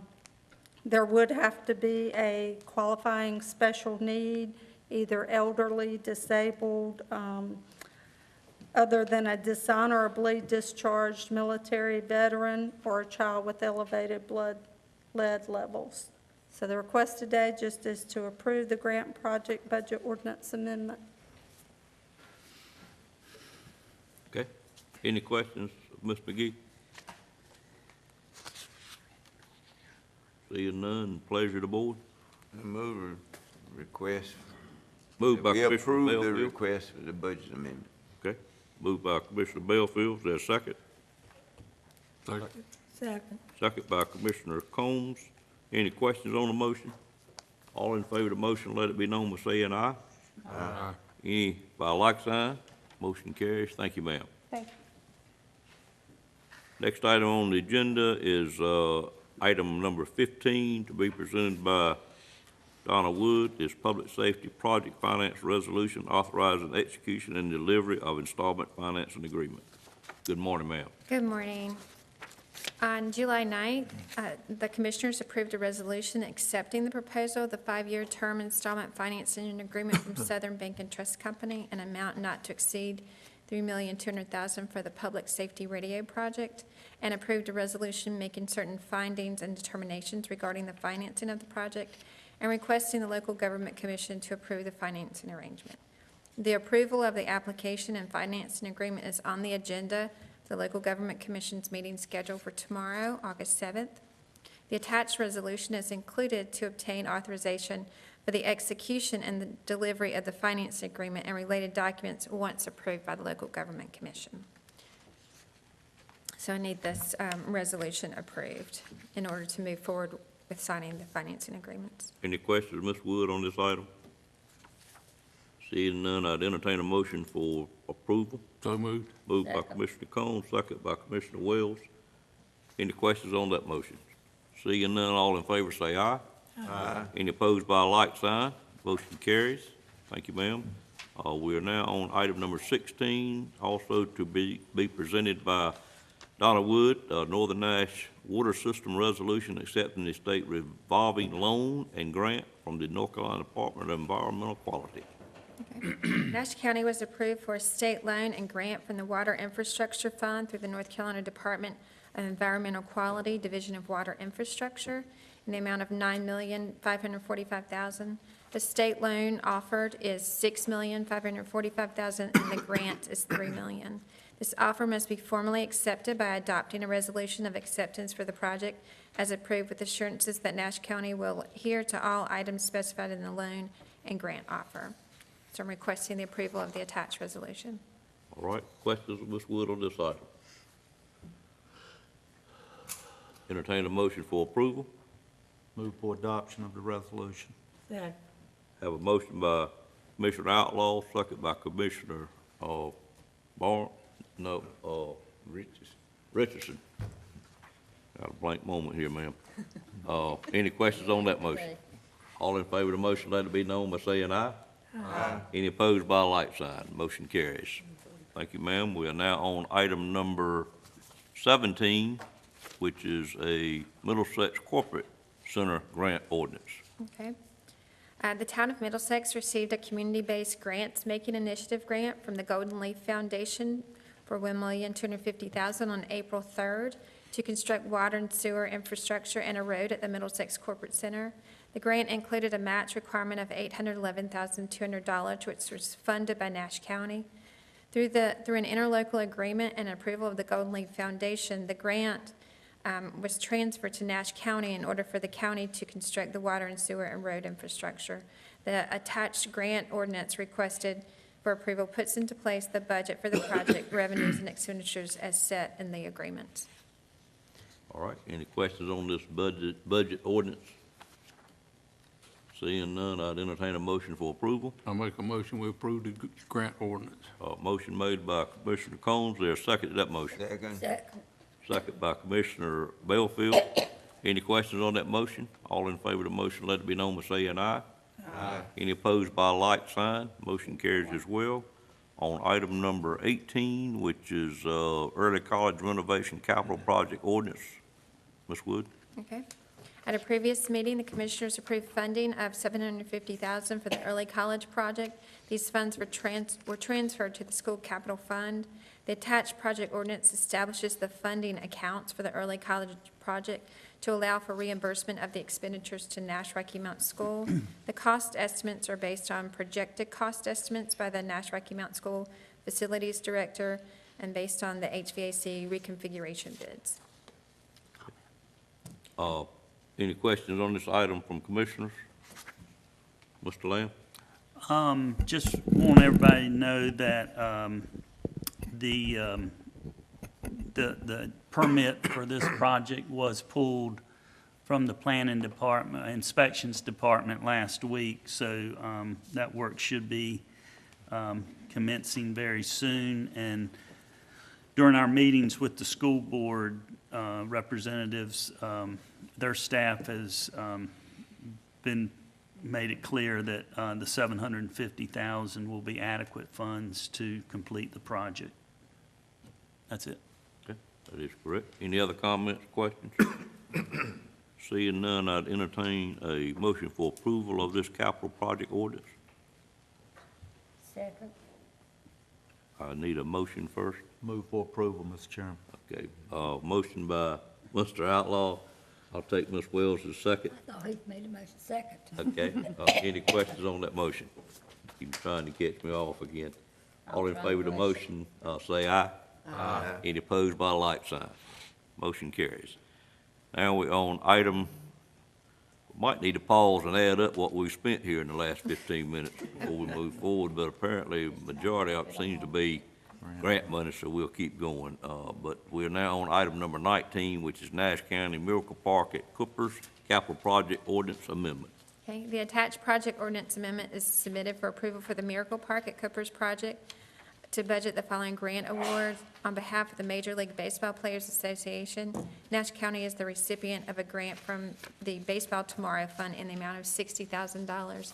And this capital project amendment adds that amount to our capital project ordinance. Okay, any questions on this item?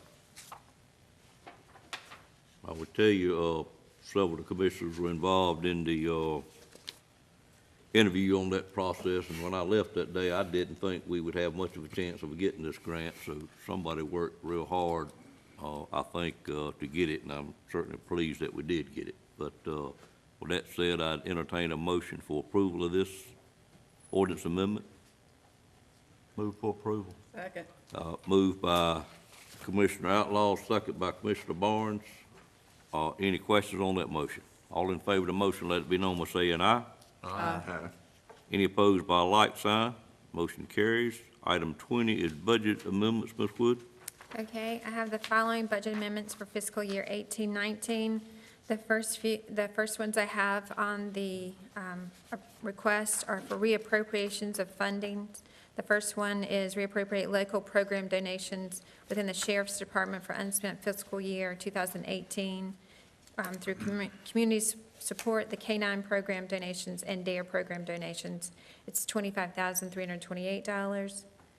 The next reappropriation requested is from the 2018 Supplementary Emergency Management Grant to the Emergency Services Department's $24,923. The next item is within the Department of Social Services reappropriation of unspent fiscal year 2018 funds received for Special Child Adoption Fund. That's $35,025. The next one is within Parks and Recreation for 2018 sponsorship donations, $2,024. And the next reappropriation is within Aging Services for Senior Health Insurance Information Program, the Medicare Improvement Patient and Provider Act Program, Project Lifesaver donations. Actually, I don't have any of the Project Lifesaver donations on this one. Senior Center donations and cost share programs, which were unspent in 2018. That's $14,070. And also reappropriate within Soil and Water Department for the Cover Crop Initiative Grant, $1,440. And they're all the reappropriated funds, donated funds from last year or grant funds. The next item for budget amendment is within the Sheriff's Office. This amendment is to correct the departmental location of approved budgeted salary and benefits for one deputy civil position from the sheriff's budget to the court security budget. It's due to a clerical error, the way that we had someone set up. This is not a change in the number of positions, and there are no county funds requested. It's just the move of the location. It's $55,230.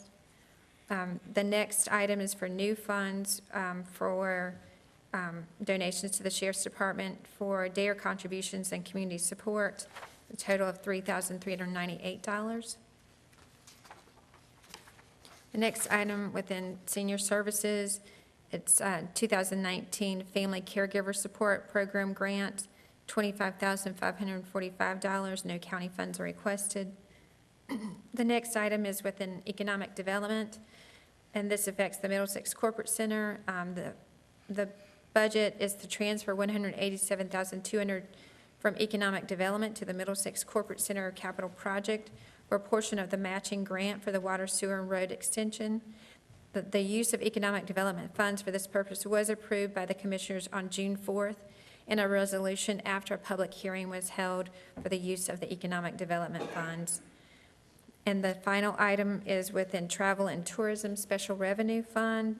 This budget amendment is to allocate fund balance from the Travel and Tourism Special Revenue Fund to purchase furniture for their new location, and no county funds are requested. It's $1,200. Okay. That's a total of 12 budget amendments. Ms. Wood, is there any of those that need action independently, or could they all be handled at one time? They can all be handled at the same time. Even travel and tourism? Yes, Okay. it's just a separate fund, Okay. but it identifies it within All the right. appropriation. Any questions from board members on these 12 budget amendments? Seeing none, I'd entertain a motion for approval of these budget amendments. So moved. Moved by Commissioner Combs, Second. second by Commissioner Bellfield. Any questions on either of these? Seeing none, all in favor say aye. Aye. Any opposed by a like sign? Stand approved. Thank you, ma'am. Next item is board appointments, item number 22. 21. All right, let's back up. Sorry about that. Item number 21. See, Ms. Richardson, I'm trying to get through.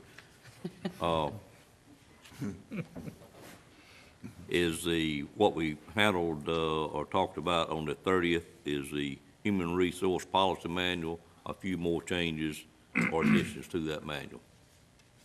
Pardon me? I'll just state what you're here for. Oh, okay.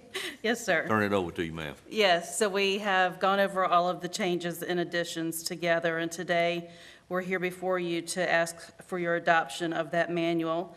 As you're aware, a committee of dedicated staff members have worked diligently over the past 18 months to address changes to the Human Resources Policy Manual that were identified at our first department head retreat in February of 2017.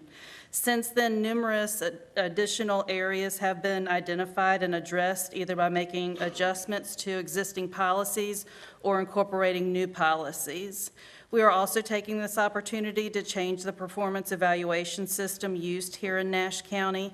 A new electronic form will be implemented and thorough training will be provided to our supervisory staff before implementation. There is a plan to offer ongoing training to supervisory staff because we know turnover happens and refreshers are needed. We held 2 policy work sessions with the full policy committee and the full board of commissioners on June 15th, 2018 and June 28th, 2018, and as you know, successfully agreed to most all of the requests made. I again met with the board last Monday, July 30th, 2018, on behalf of the policy committee to address 3 unresolved items, and these items were positively received as well. For the record, I've listed below the key individuals who contributed to the work that was done on the Human Resources Policy Manual and the new appraisal system. I think most of them have left us today, but I think it's worth reading and recognizing these individuals. We had County Manager Z. Lamb and Stacy Schatzer from administration, Scott Rogers from emergency management, Donna Wood and Wendy Rose from finance, Mr. Hill and Mandy Bailey from the health department, Annison Kirkland from our Human Resources Department, Sandy Vick from IT, Michelle McKnight and Thomas Gillespie from the Recreation and Senior Services Department, Chief Deputy Medina from the Sheriff's Office, Amy Pridgeon Hamlet and Melissa Whitehead from Social Services, and Valerie Harris from Soil and Water. We also had other contributors throughout the 18 months for different areas. We had consultant Sylvia Johnson provide input, Scott Strufy with emergency management, Mike Tolson and Mike Phillips with facilities, Felicia Conyers from IT, our Nash County Attorney Vince Durham, and the Planning Department Nancy Nixon and Adam Tyson. Today, the recommendation is that you adopt the Nash County Human Resources Policy Manual with the agreed-upon changes and additions that we've worked through together over the past 2 months. I would ask that you make the adoption of these changes effective September 17th, 2018, to allow staff time to properly train supervisors and the entire employee base on the changes and additions to the policy manual, as well as introduce the new performance appraisal system. Our literature says the 15th of September. Do you want it to be the 15th or 17th? What, did I say 17th? Mm-hmm. Oh, I'm sorry, 15th. Okay, that's fine. Making up stuff, I'm sorry. You were checking this also. Any questions on this item? Seems like we have worked through it tremendously. And on behalf of the board, the ones that are left, we've said it before, but it's certainly worth saying again, we greatly appreciate all the many hours that have been put into this. I think we approved probably 90% of what was brought to us, and we can continue moving forward with those changes, and I think it will certainly make it a better place to work, hopefully to retain our employees.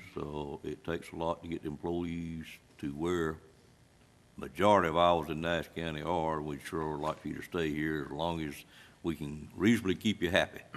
But we certainly want to thank you on behalf of the board for all the work that's been done on this from all those on the committee. Any other comments or questions on this item from board members? If not, I'd entertain a motion to adopt the Nash County Human Resource Policy Manual as we have agreed over the last numerous meetings at this time. So moved. Moved by Ms. Barnes. There's second. Second by Ms. Wells. Any questions on that item? Or on that motion, I'm sorry? All in favor of the motion, let it be known by saying aye. Aye. Any opposed by a like sign? Thank you. Motion carries. I think I can say on behalf of both Annison Kirkland and myself, thank you very much. It was probably more than 90%, probably closer to 98% of what we brought towards you that you accepted and agreed upon. And I think the two of us will primarily be doing the training for our county staff, our supervisors, and the whole population base that we have here. And we've got a nice package to take before them. And I thank you very much for all that you've done to move that policy forward. Absolutely. Thank y'all. Thank you, John. Thank you. Okay. All right, now we'll move on to item number 22, which is the board appointments. Stacy? Yes, sir. The Farmers Market Advisory Board, we had a staff member change there. As you're aware, we had Jimmy Winters retire, and we have a new Farmers Market Director, Stephanie Collins. She needs to be appointed as the ex officio member to the Farmers Market Advisory Board to replace Mr. Winters. Entertain a motion. So moved.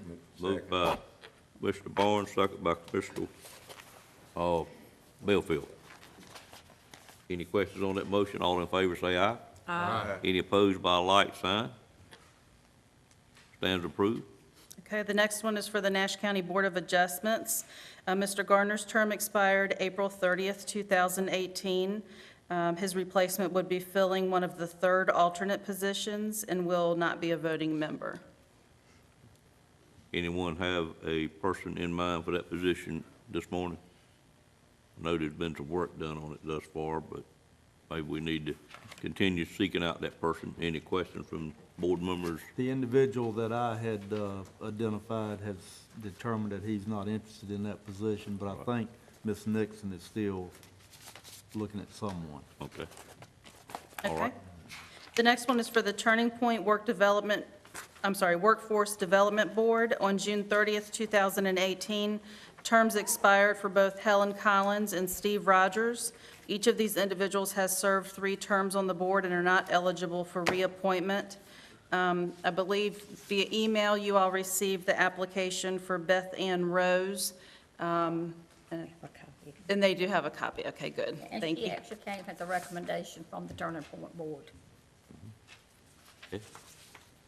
That would be one of them. Do we have anyone else at this time? Not at this time. I make a motion, we accept her. I have a motion by Ms. Wells to accept Beth Ann Ms. Rose. Beth Ann Rose. Is there a second to that motion? Second. Second by Ms. Richardson.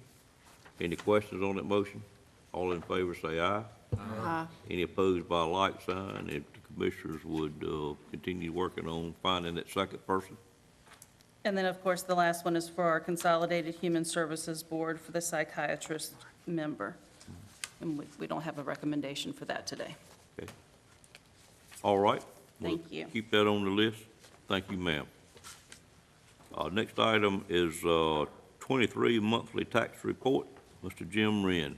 Good morning, sir. Good morning, Mr. Chairman, members of the board, and others. As usual, the tax report for the monthly report is for informational purposes, but I'll be glad to answer any questions if you have any. Any questions on the tax report this morning? Seeing none, we'll move to item number 24, which is tax refunds. And there are no refunds, so there's no action required. That's always good news if I guess if we're not paying money out. So you figured out how to move the tax rate up and the refund rate down. Yeah, it's Okay. been a Tax long rate time up? coming. Tax collection. Collection rate up. I don't know how I even said that, frankly. So I guess the next item being the settlement report. Item number 25 is annual settlement report, Mr. Wren. All right. I had an extensive, lengthy, comprehensive report, but since we're so late in the day, I'm just kidding. It's not that much. But obviously, it's always good to be able to get up here in front of you and give you a good report. And I've been very blessed to be able to do that pretty much every year. So, but I have a great staff and a lot of support around me, including, and I just, as I get into this, I just can't say enough about how well the staff has pulled together each year, and this year's no different. They do an excellent job. We get great support from the manager and administration's office. We appreciate that. And Mr. Durham and his office is always great to work with as well. Now, this year, if you look at the settlement statement, I guess I won't go through every item of it, but basically, what you're looking at there is the previous year on the right-hand, my right-hand side of the page, and yours too, and the left-hand side being the most recent year. And you can see that the previous year, our rate had climbed to 98.57%, and this year it's topped that. We've had another record year at 98.73%. And as we look through each category, and there's a good trend, of course.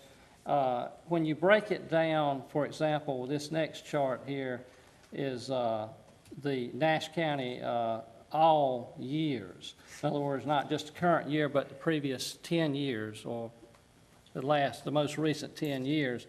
You can see that the trend is there too, that we increased there, almost 3/4 of a point there. And you continue on and just look at the prior years only. In other words, only the prior years, and we continue to break that down. We've been able to collect more of that than the previous year, and it's always difficult to collect that past due stuff. It gets harder and harder. So I really am particularly proud of what the staff's been able to do with that category.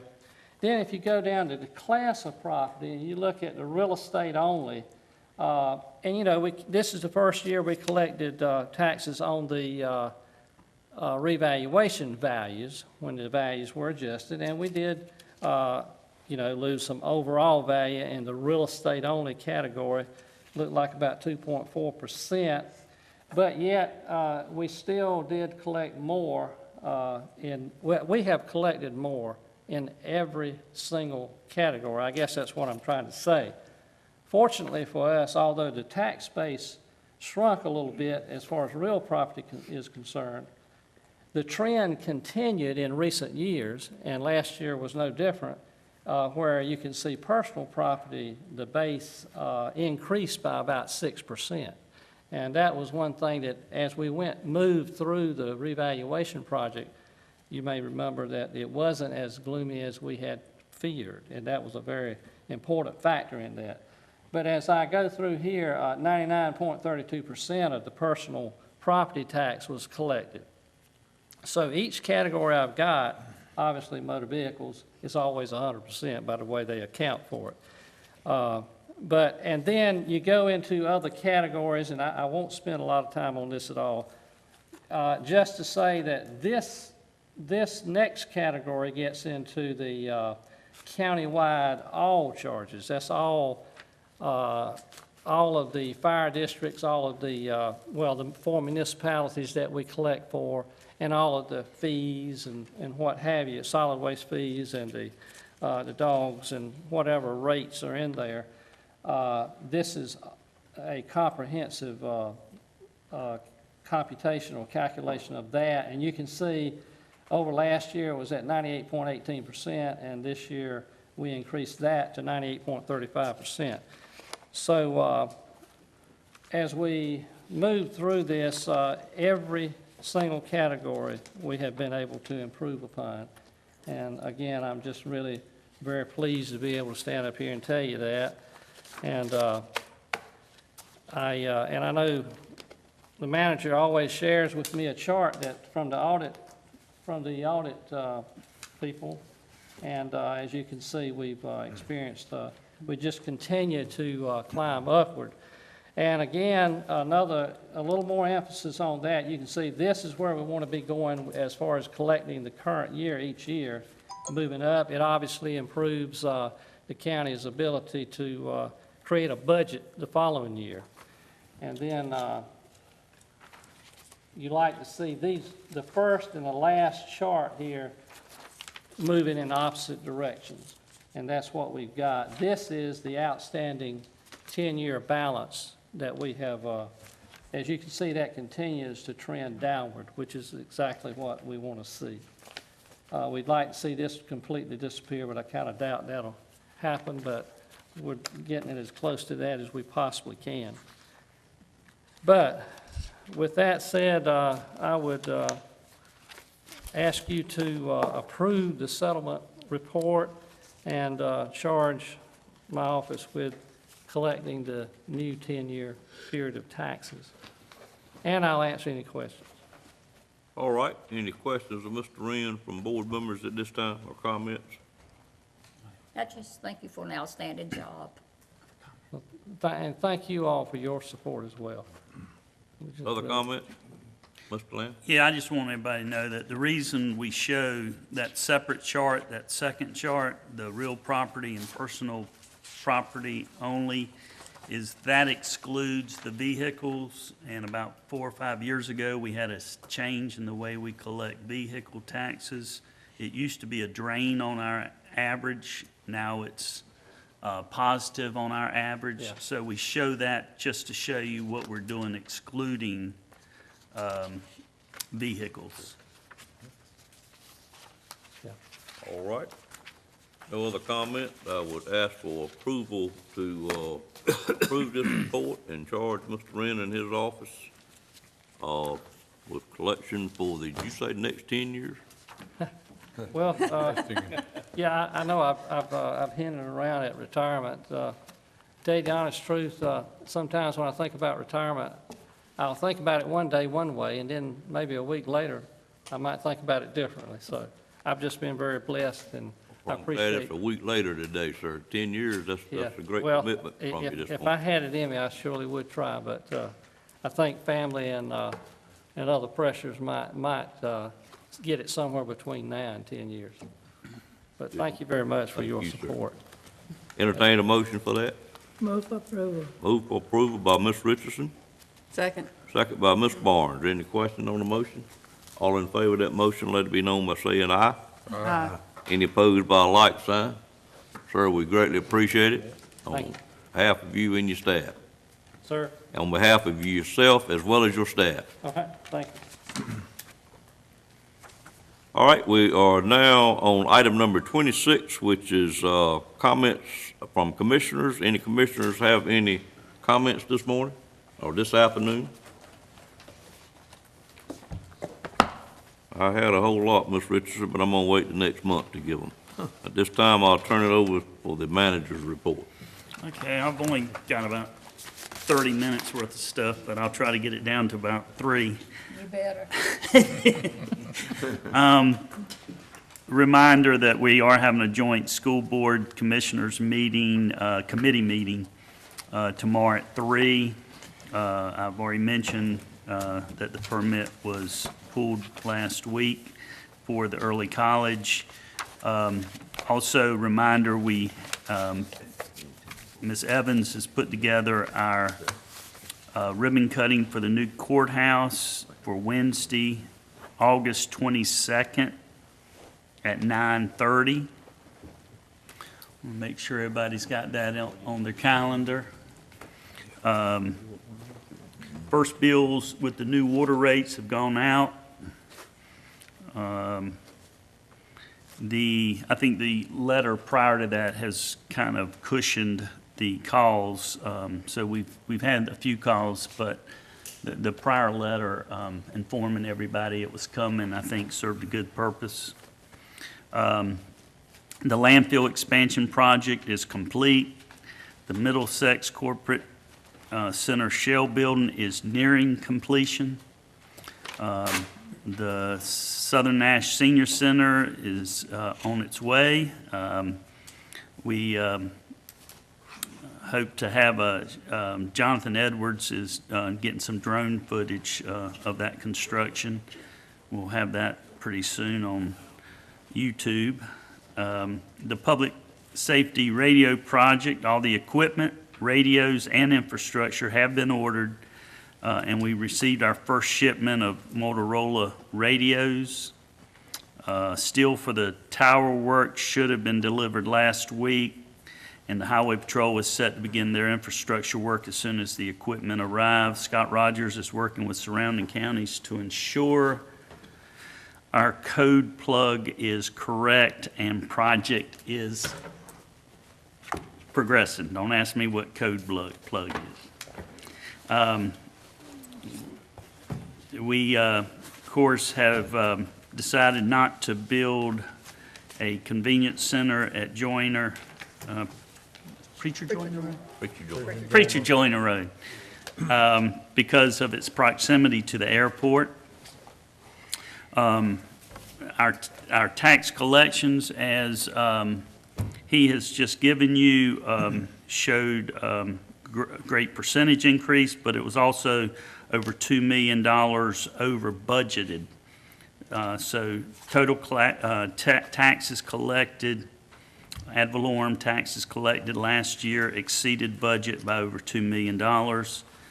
Sales tax, we've gotten in the 12th month, and they are almost $1 million over what we budgeted, and about 100,000 more than what we budgeted for next year, for this year that we're in now. So we should be good there. Stacy has been accepted into the local government fellows program. Is that what it's? Local credit union. Yeah, and that's a 3-week.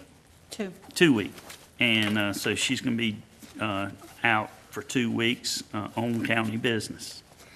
What's that date? When's your first? It'll be a week in September. It's actually the week of our second meeting in September and a week in October. And again, it'll be the week of our second meeting in October. Thank you.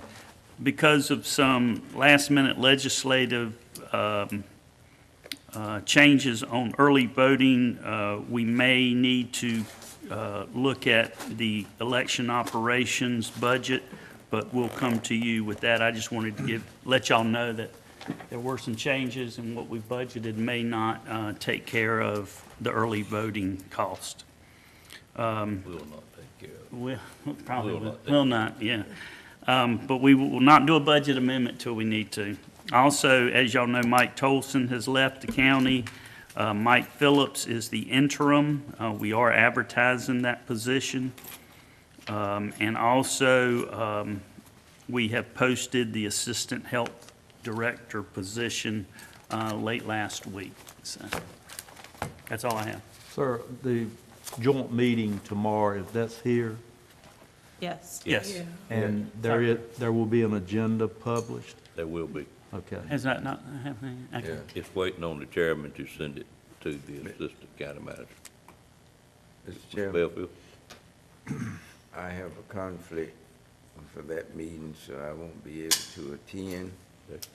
I have a meeting at 3 o'clock. I must be there. I have one at 5, and I must be there too. Understand. So I won't be able to attend. If you'll remind me, Mr. Bellfield, which I didn't do at our last meeting, I'll be glad to go over with you anything we discussed at that meeting. Okay. All right. We are at the end of our agenda at this point in time. Any other commissioner have a comment they need to make or question?